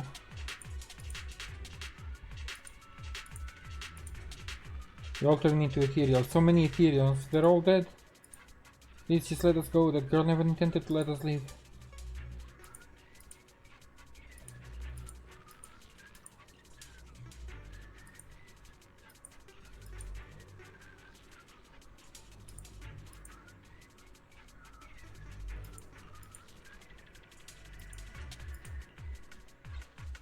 Hordes of Ethereums. After contacting Hugo and Lycon, they quickly arrive. You eventually decide to have them first take the civilians to a safe place, while Vivian and you continue to search. It must have been tough for you to find this place. Vivian, if you had stayed out of it, I wouldn't be so eager to get rid of you. Those people have been taken to safety. You're all out of options.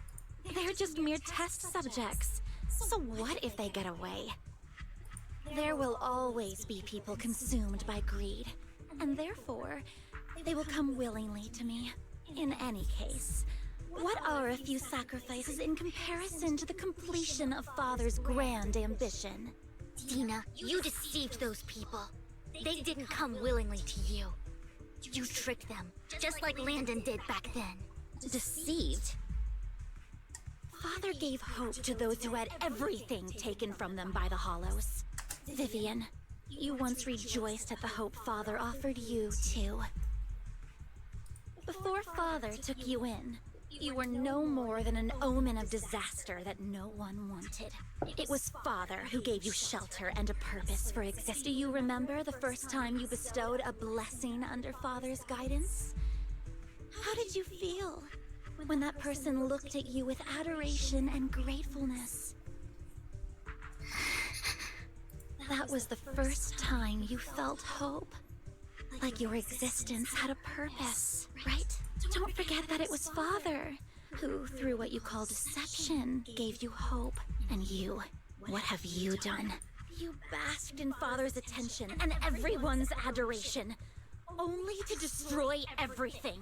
Do you think that by leaving the Exaltists, those people will live better lives? Of course not. Those who suffered under the Hollows will only continue on as walking corpses, without the hope Father gave them. Do you really think you're some sort of savior, Vivian? In the end, you're just an ungrateful brat who brings misfortune to those around her. It was you who destroyed everyone's hope. Not everyone wants to live in false hope, Dina. You say it's because of greed that people willingly become your sacrifices. Perhaps those people aren't entirely virtuous, but that greed is just wanting to live a better life beyond the Hollows. What you and Landon have done was never about giving people hope, but exploiting it. Stop lying to yourself. Deep down, you know what Landon did was cruel. No. Back then, when Landon wanted to inject you with the serum, the fear in your face was as plain as day. I saw it all clearly. If all of this is as righteous as you claim, then why did you make such an expression, Dina? Don't look at me with such pity! Father did nothing wrong. All of this is to make something of the Hollows other than disaster. That's everyone's only hope. Dina, it's not too late to stop. Stop living in this lie. You know what would happen if a sacrifice loses control and escapes the Hollow. It's not the Hollows that are to blame for those people's deaths, but the hope you keep talking about. That will cause more despair and claim more lives. That is merely the necessary sacrifice to accomplish a greater goal. No one deserves to be a sacrifice. Your hypocritical magnanimity disgusts me. I can always go and get more test subjects if they've escaped. And I will be able to replicate Father's serum with enough time. With you gone, I'll be able to complete Father's gift to the Creator and fulfill his last wish. Camille, release the failed subjects. Lady Dina. Camille, are you going to do what you did before? You keep saying you'll follow the Creator, but it's all lies. Lady Dina, the Hollows took my family from me. I understand that there's no way to get back what I've lost. It was Lord Landon who told me that the Creator would guide me. One day, Hollows will no longer be disasters. Everyone will be able to survive inside them. I look forward to the day when this hope becomes reality. I watched you grow up, and I know that you've always looked up to your father. He gives you hope, and I destroyed that hope with my own hands. I know the pain of loss, so I've always felt guilty. I want to atone for the hope I destroyed. But Dina, I don't want to ruin more lives. And I don't want to continue watching you destroy yourself. Vivian is right. Not everyone wants to live in false hope. So, please, stop. Camille, are you abandoning me too? I'm not abandoning you. I just don't want to see you go past the point of no return. You're just coping. She's way past the point of no return. I mean, she knew what her father was doing and was more than fully on board with it. The point of no return. I passed that point ages ago. Even she knows it. No, Dina. You can still turn back. I'll be your way back. Where are you going, Camille?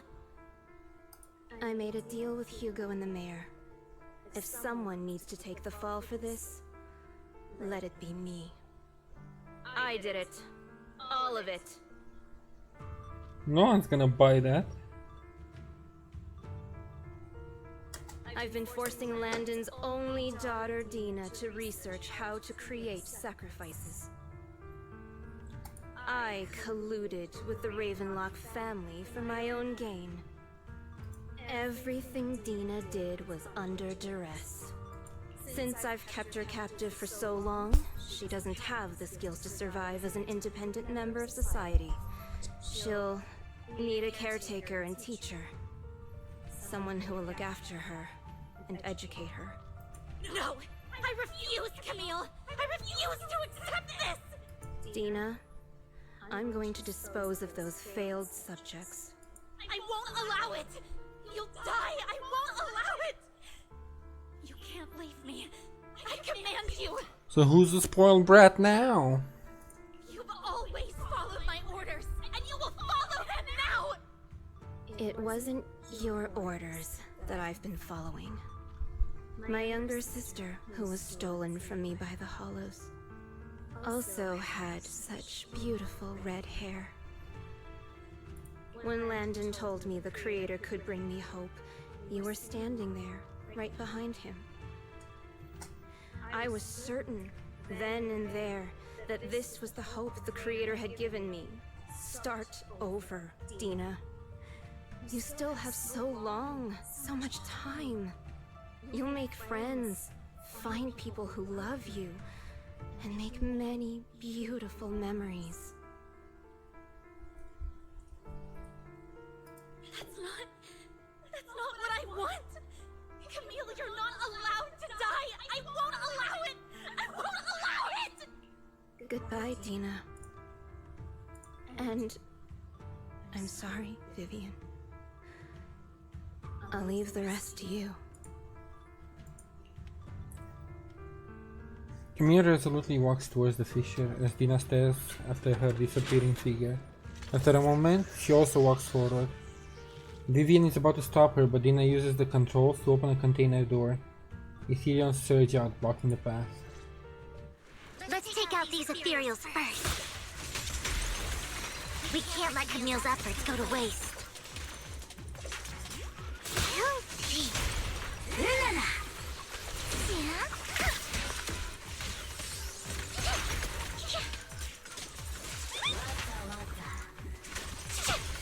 Together, Lord Nathan.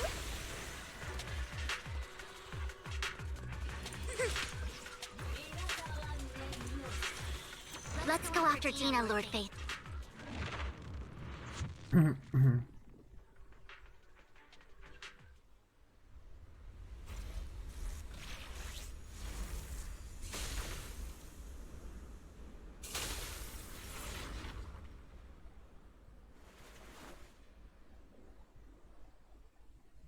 Are you satisfied now, Vivian?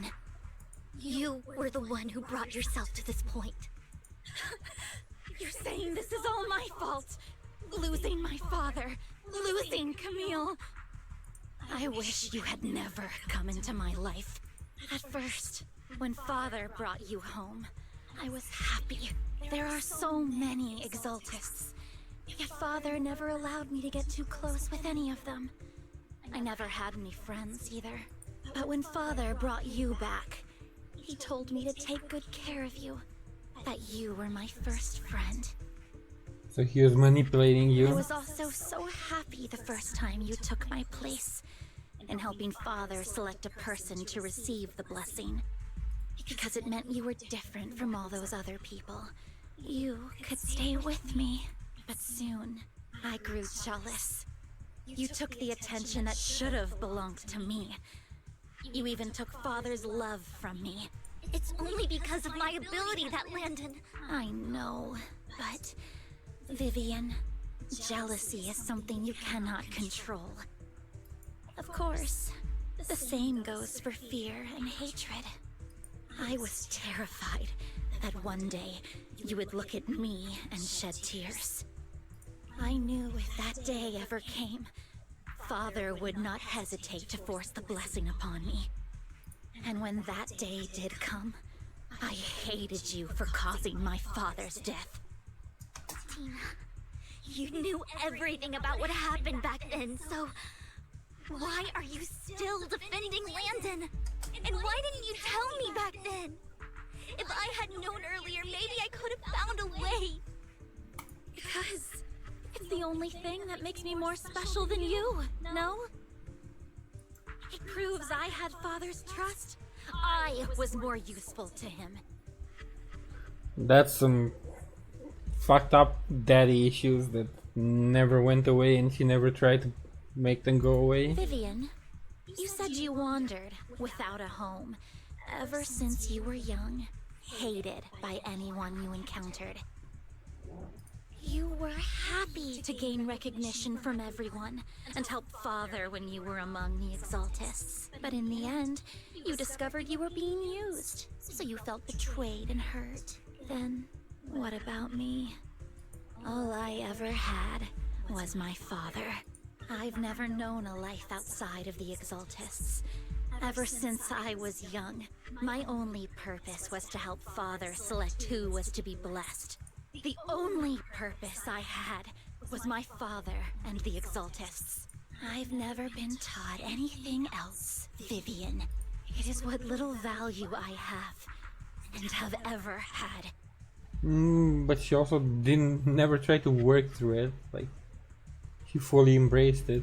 In the end, you took even that from me, and completely destroyed it. You think you're doing good and fighting evil. You've only managed to affect a small part of your world. But have you ever wondered if maybe that's all there is to my world? I never wanted to hurt you. You were also my first friend. And that's why I wanted to save you back then. Save me? You and Camille all talk about saving me. Why don't you understand? To me, loss is so much more painful than death. Then why didn't you just die instead of dragging a bunch of innocent people with you? Like, it's like people who hijack a bus or a train and kill a bunch of other people with them. Like, why couldn't you just go and do it on your own? Tina, you can start over. If you really don't want to process through it. You can live on.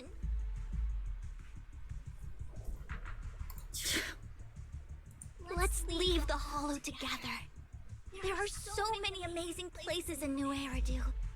This time, I'll take care of you. I've also met so many amazing people. I'm sure they'll love you too. Okay, Tina? Vivian, I can't forgive you. And I don't want to forgive you. I have nothing left. If what little hatred I do still harbor were taken from me, well, I refuse to be so pitiful. I won't apologize, Vivian. She's doubling down, closes her eyes and injects a vial of the serum to... yeah. Very predictable. I don't want to hate myself, so I can only hate you for killing my father, and hate Camille for leaving me. That's just the kind of person I am. Hateful and despicable. I refuse to owe anyone anything. I refuse to feel regret. I won't. Vivian, I will keep hating you. I will take all who are precious to you. I will also hate Camille. So I won't do as she wished and start a new life. Vivian. What a spiteful creature. If you had never existed, if I had never...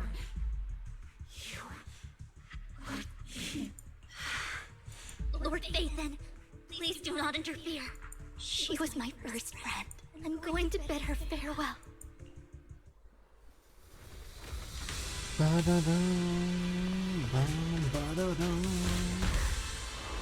Whoa.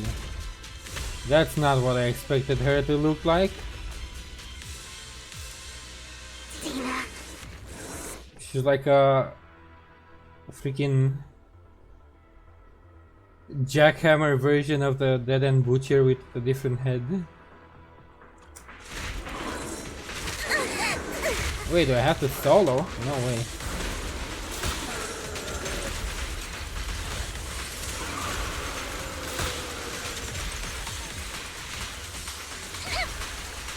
Also, why do they...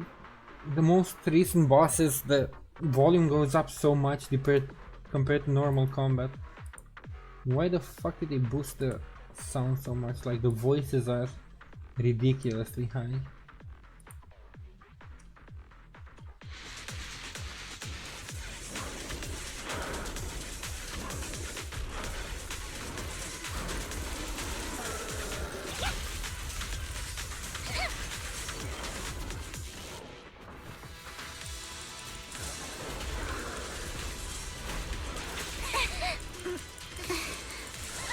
Yeah, surely Hugo and Lycon show off with health hurt.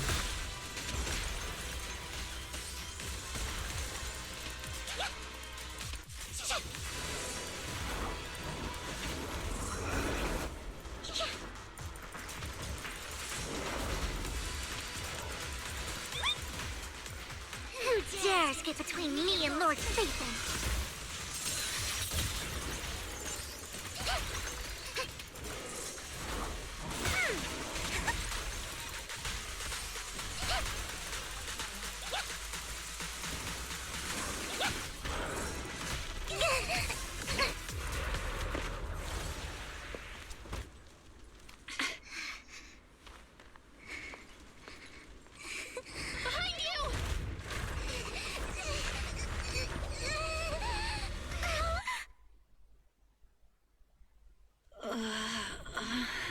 What happened? What the...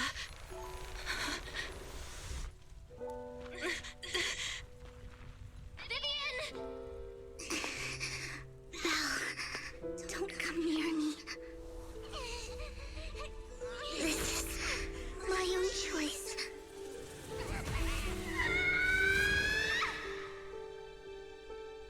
I will change the fate I saw.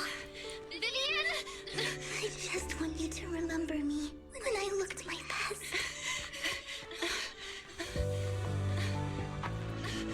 Vivian! She injected herself for the extra power, I guess. Vivian, your body. I'm sorry you had to see me like this, but I don't want to be the one that only brings misfortune anymore. No, please. No. It's so warm, and the night is beautiful.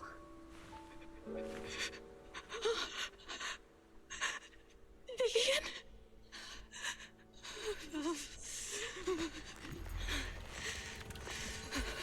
What the? It can't end like this.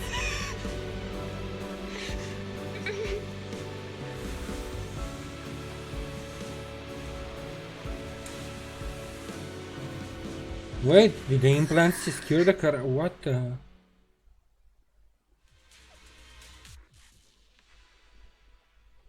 What just happened? Huh? It feels as if you had a long dream where you saw your teacher again with her familiar smile. But soon the environment and your teacher both dissolve in the water, like behind a misty curtain. Belle, you're scaring me. Belle, I'm so glad you're awake.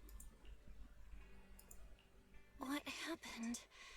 I remember Vivian and I... Wait, where's Vivian? She injected herself with Landon's serum.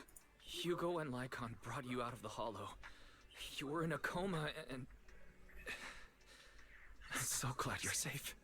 And you said Vivian used the serum on herself? But she looked fine to me, barring a couple of scratches. Hugo sent a message earlier saying he got her checked over, and she was alright. I guess Belle didn't even realize she did anything. And of course they couldn't see from the outside. Can you recall what happened? The situation was dire. So Vivian used the serum on herself to defeat the ethereals. I saw the crystallization process starting to occur. And then I can't describe it. But I think I saw something. At the time, all I was thinking about was wanting to remove the crystals from Vivian. I don't even know what I did. But then I passed out, I guess. What happened after that? When I led Hugo and Lycon there, it was just you and Vivian lying on the ground. We didn't see anything else. Never mind that for now. Belle, do you feel any discomfort? Bit dizzy? Just a bit dizzy. For tonight, just get some rest. Hugo and Vivian said they'll come over tomorrow, so we'll discuss everything then. Okay. Good night then. Yay, Vivian safe! This time there are no strange sounds or sights. We sleep peacefully throughout the night. Shortly after you wake, Vivian, Hugo, Lycon arrive at the video store. Lord Nathan! How are you feeling? No headaches? Leg pains? Heart palpitations? Loss of appetite? Vivian? I was just so worried. Sorry. Anyway, Lord Nathan, I'm so glad you're okay. What happened this time was all my fault. You only became an ethereal to defeat Dina. If it weren't for you, neither of us would have made it out alive. So, what happened? Belle said she saw the crystallization process start, but I didn't see anything through EOS. Hugo, Lycon, did either of you guys see anything strange? Allow me to explain. Oh? Miss Vivian told us what happened after she awoke, and the mayor arranged a full medical checkup for her. Based on the results, Miss Vivian indeed shows mild corruption sequela. But if the crystallization process had already started, the lingering effects should be far more severe. To be precise, if the process had already reached the point of mass surface crystallization, it should have taken no time at all to become an ethereal. So, the mayor theorizes that it was the etheric energy within Master Proxy's body that affected Vivian's condition and the surrounding etheric particles, causing Vivian's corruption to recede. Essentially, corruption is a reaction between the etheric particles inside the body and in the surrounding environment. Therefore, it's not necessarily irreversible, just that currently our mainstream method of defense is prevention. How come I didn't know I had this ability? How's it even possible for me to influence other people's etheric particles? That makes it sound like I can manipulate etheric energy at will. Yeah. What's that about? Master Proxy, you are special. This is a gift your teacher left you. Our teacher? So this has to do with her? I mean, I guess with the implants, that... I don't know all the details, so I cannot explain everything to you. My apologies. However, Miss Yixuan might be able to answer some of your questions. So this is how they introduce her more into the story. She will visit you sometime soon. Because they said so she could please be feel free to ask her any a form questions of you may teacher have. for us. She has quite an eccentric personality. If she causes you any inconvenience... If she causes trouble, can I file a complaint about her to you? Master Proxy, you have always been a people person, so I trust you will handle things just fine. That just makes me more worried. Yeah. In any case, the mayor has asked me to give everyone his most sincere gratitude. Unfortunately, the mayor could not come personally, but has promised everyone a favor. Provided it's within his means, he will offer his unconditional assistance once. So we have a favor card in case you want to pull any favors. There is no time limit on this favor. Unconditional, What if I wanted his position as mayor? If that is what you desire, then the mayor and his subordinates will be first in line to vote for you in the next election. As for the other votes, you'll have to work for them on your own. But should you assume office, I hope you take full responsibility for handling all day-to-day matters and lead by example. By sheer happenstance, the mayor has provided you with a copy of his current assignment, The city waste sorting and processing proposal. Old fox.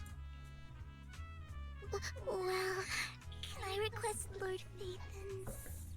Hello? The mayor imagined, you might ask. I have prepared all the necessary documents, and the ceremony expenses will be covered by the mayor as a gift. As long as Master Proxy agrees.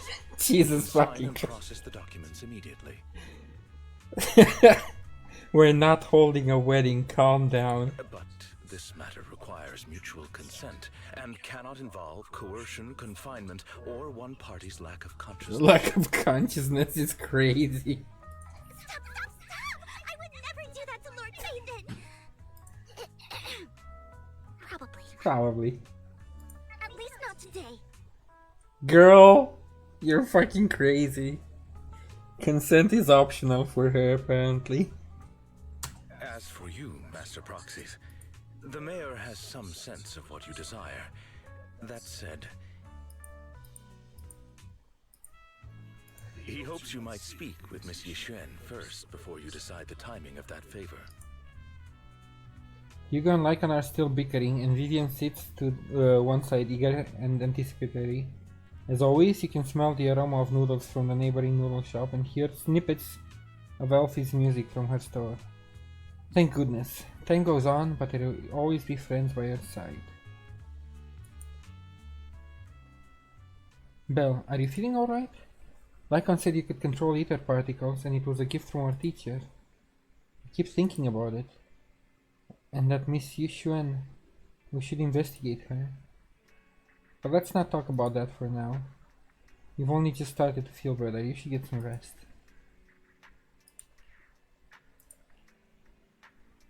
To rest we go. That's crazy though. The fact that we cured her crystallization, that was a big leap in the plot. Thinking back on it, a lot sure has yeah.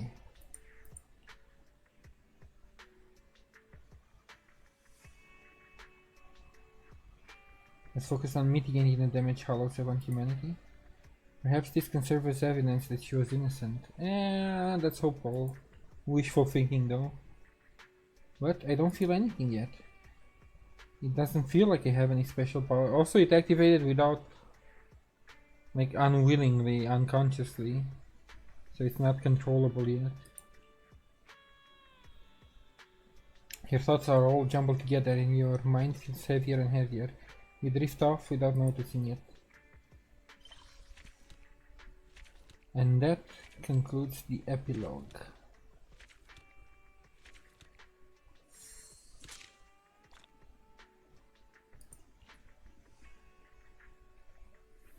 Cool, it's been a pretty crazy ride. So now season 2 starts. Where clouds embrace the dawn is how we meet Yixuan. Oh, I don't like their outfits, but I'm guessing we're gonna become disciples just like they said she's gonna be our teacher. I don't really like the costumes though. Wait, season 2 has a lot of chapters coming soon. I don't wanna check the titles for no spoilers. 3 chapters already, okay. No prologue, I guess, because the epilogue to the other one is basically the prologue for this one. Alright. Humanity continues to coexist with sacrifices, and neither daily life nor hidden crises ever cease. New stories and the distant horizons are surely exciting, but one should also cherish each passing day. One day they'll become memories worth holding on to.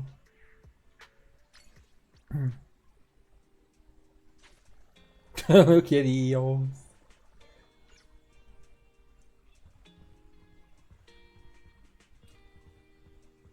And before I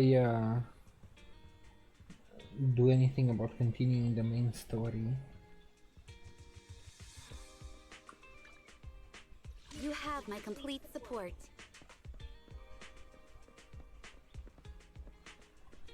I do have a few things that I wanted to take care of, like For example, was it here?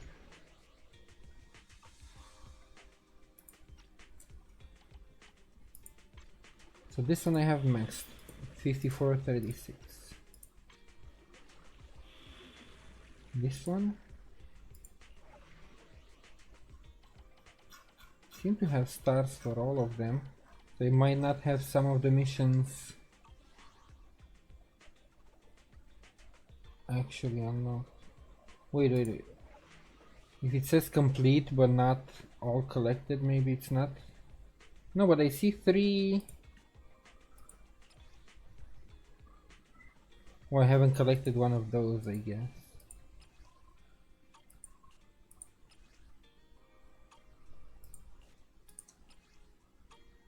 I see.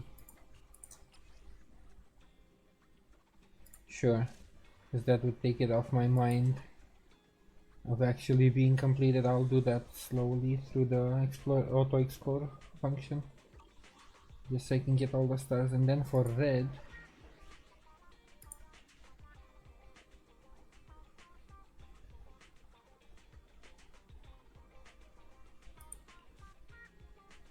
all collected.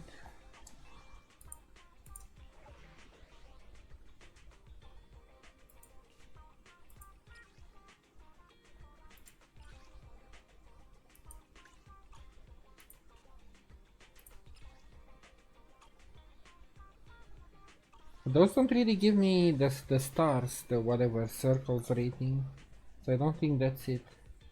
Oh well. Epilogue done. Okay.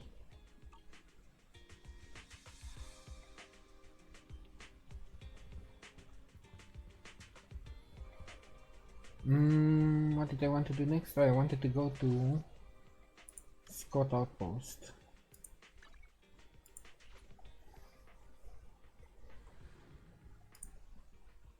And do a few of these before I end stream.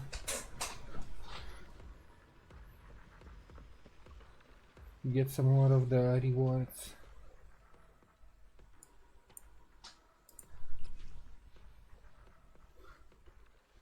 I didn't really have a second team though, not yet. How about these ones? I have SSS, and then this also requires 2 teams from now on. God damn it, I need to start working on my second team then.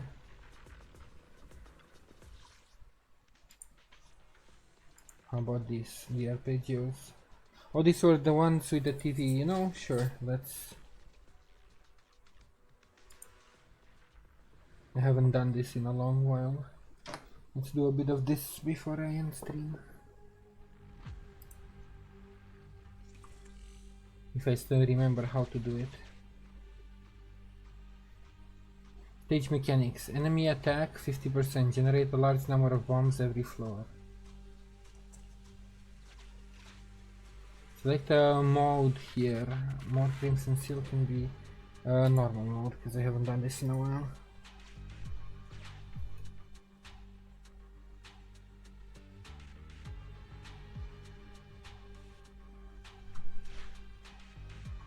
The cutting hairs. Now open for... I forgot what Nicole did. Attack 0, HP 24. Attack equals to 1 for every 100 coins.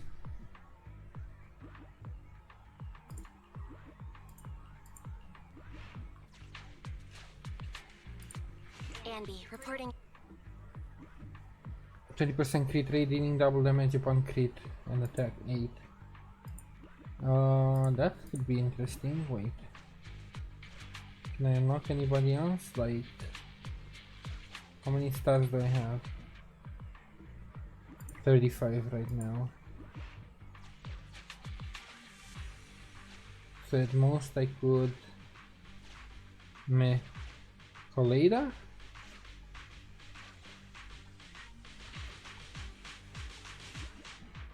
Attack 10 but low HP. When Ben is on field, Colada's attacks are guaranteed to be crits. I see, so maybe later I can use 2 companions. I'll just take Ambi for now. Andy, reporting in.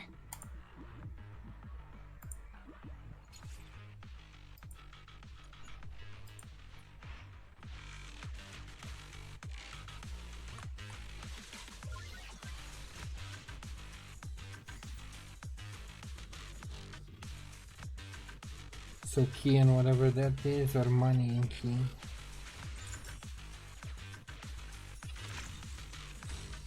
Oh, that was the EXP, I see.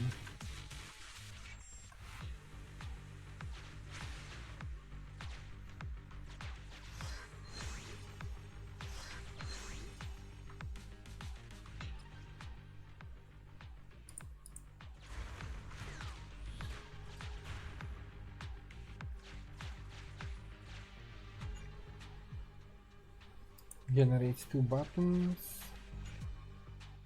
Demolish toolbox. Randomly generates 5 explosive bombs within 7 tiles.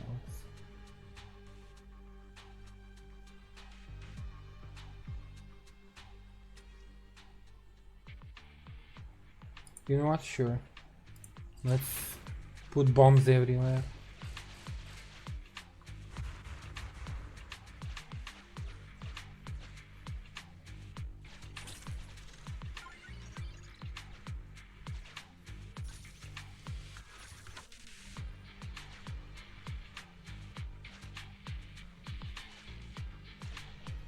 And then let's do the hold up.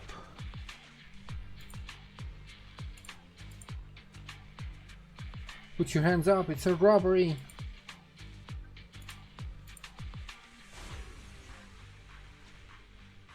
I guess it didn't work. Oh well.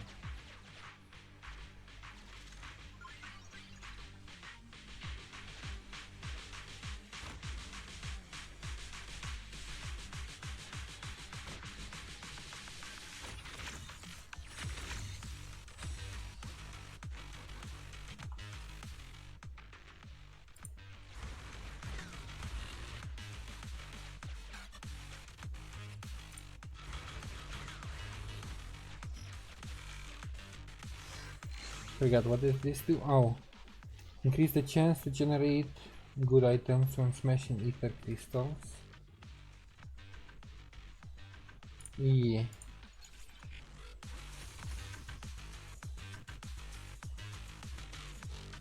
Of course, it puts spikes in my way, bastard. You're not sure? Give me one of these. Boot.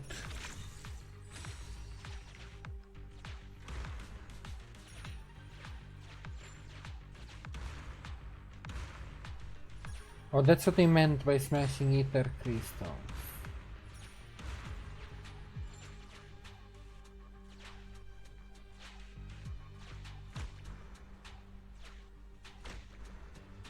No, MB's out of health. I don't have the damage, I have the health, but I don't really have damage. Maybe I can do this?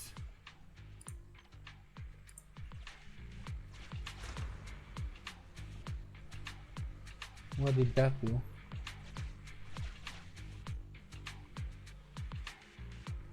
Can only be opened with a bomb. Okay. I'll risk using my last bomb. Ooh, more health for MB, yes please.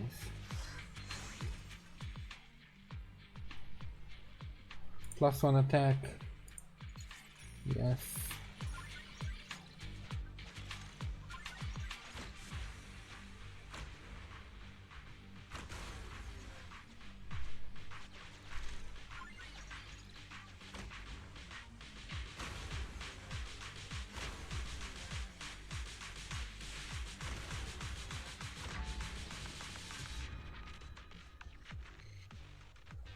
Immediately obtain 8 bombs. Ooh, nice.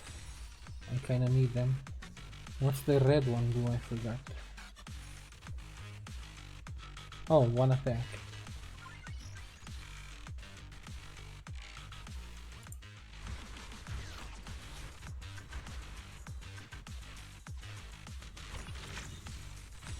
Poor MB keeps dying. Oh god. Oh, never mind. I thought I trapped myself in there.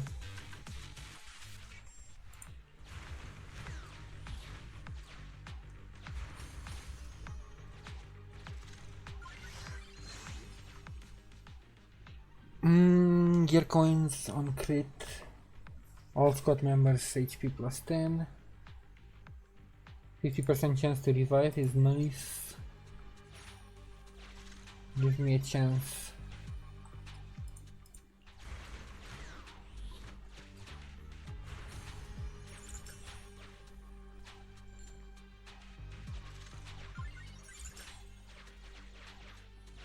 And MB is back in business.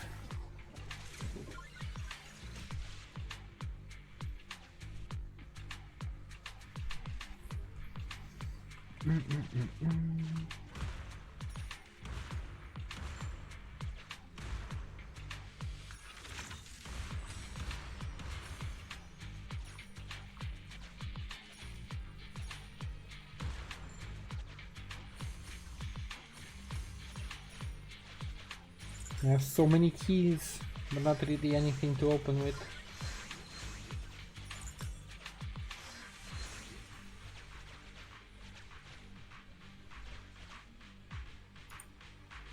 Hands up!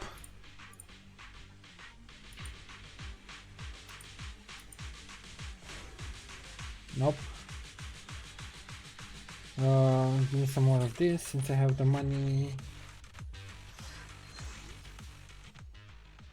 Those can now open with 1 coin and no longer consume keys. No, give me HP.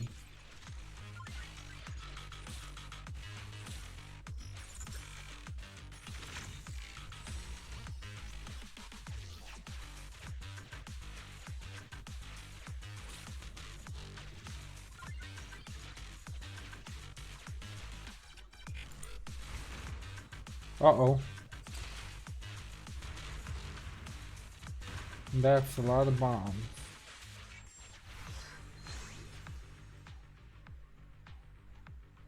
Penguin Boo, attack 5, HP 20, attack 20, HP 5. Break walls and occasionally finds valuable. Ooh. I'll take the. Wait, can I not take you with me?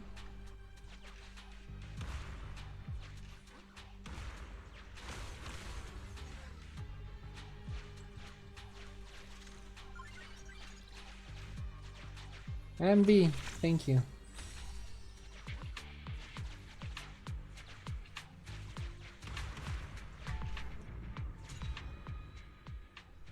Bombs deal 10 damage to enemies, explosion length +2. Let's go.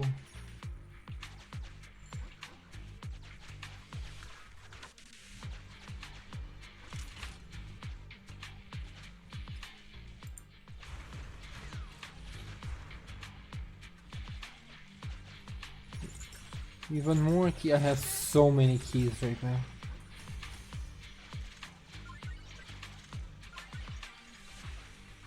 And a ridiculous amount of HP.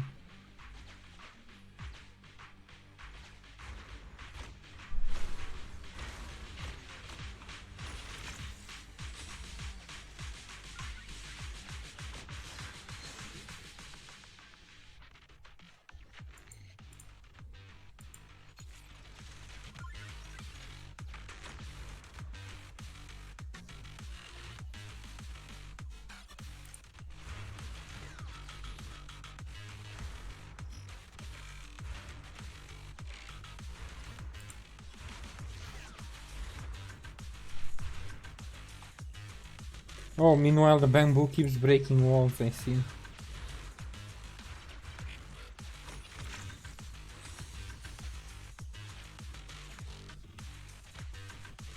Oh, yeah, open chest with 1 key.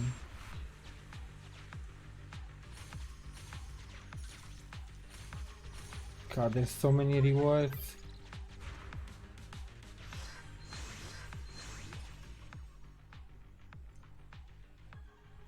My attack lowers, but squad members increases. Yeah.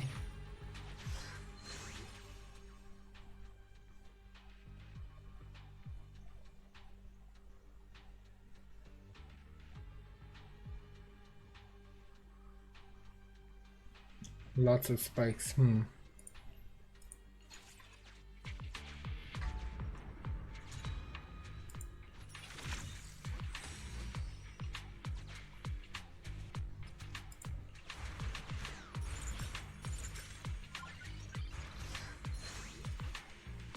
God, this is absurd. There's so many rewards.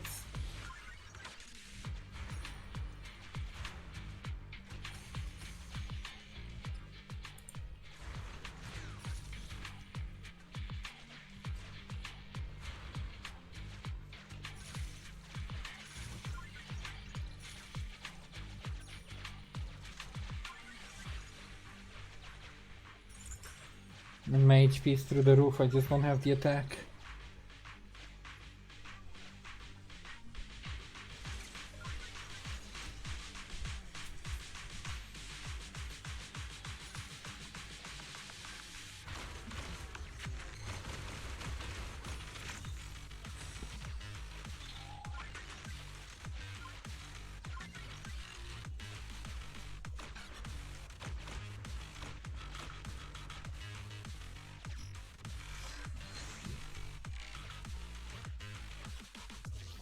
No, Ambi, you died.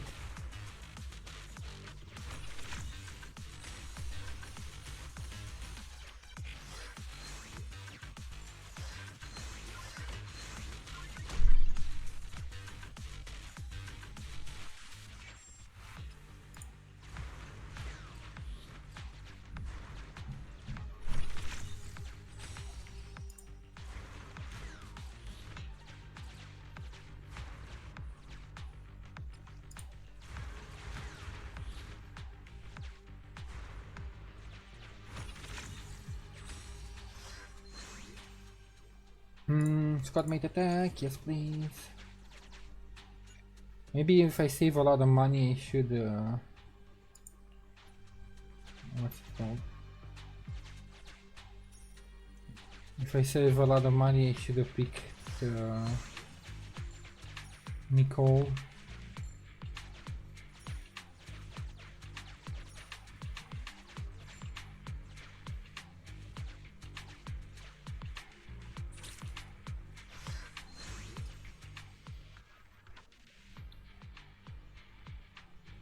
XP.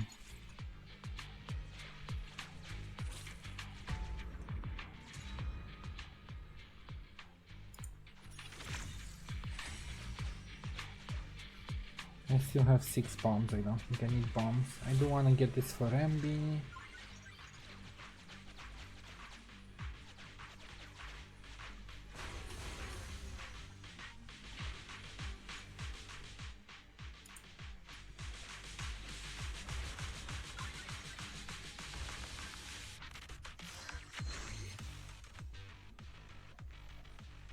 Explosion length.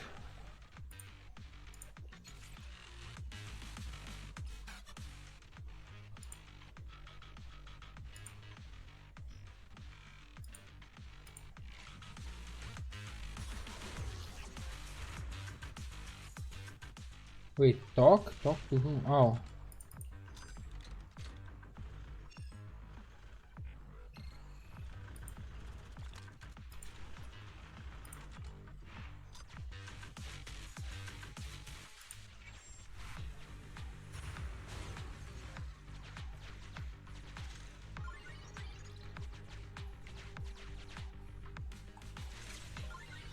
Bum, ba, dum, bum, bum.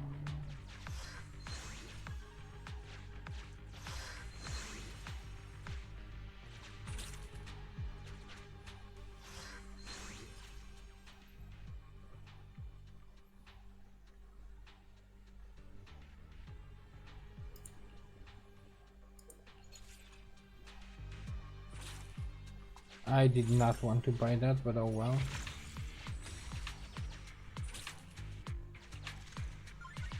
What if I activate this?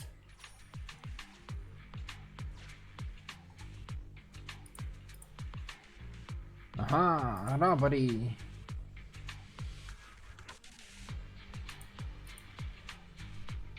Oh, that just unlocks every single item, but I already purchased them. Okay, now at least I know what it does.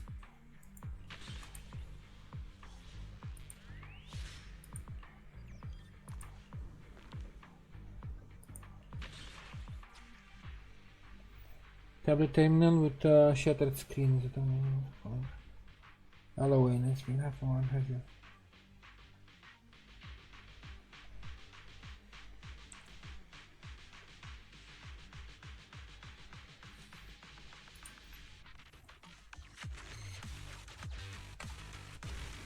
Oh, that was it after I buffed and did so many things. Boo.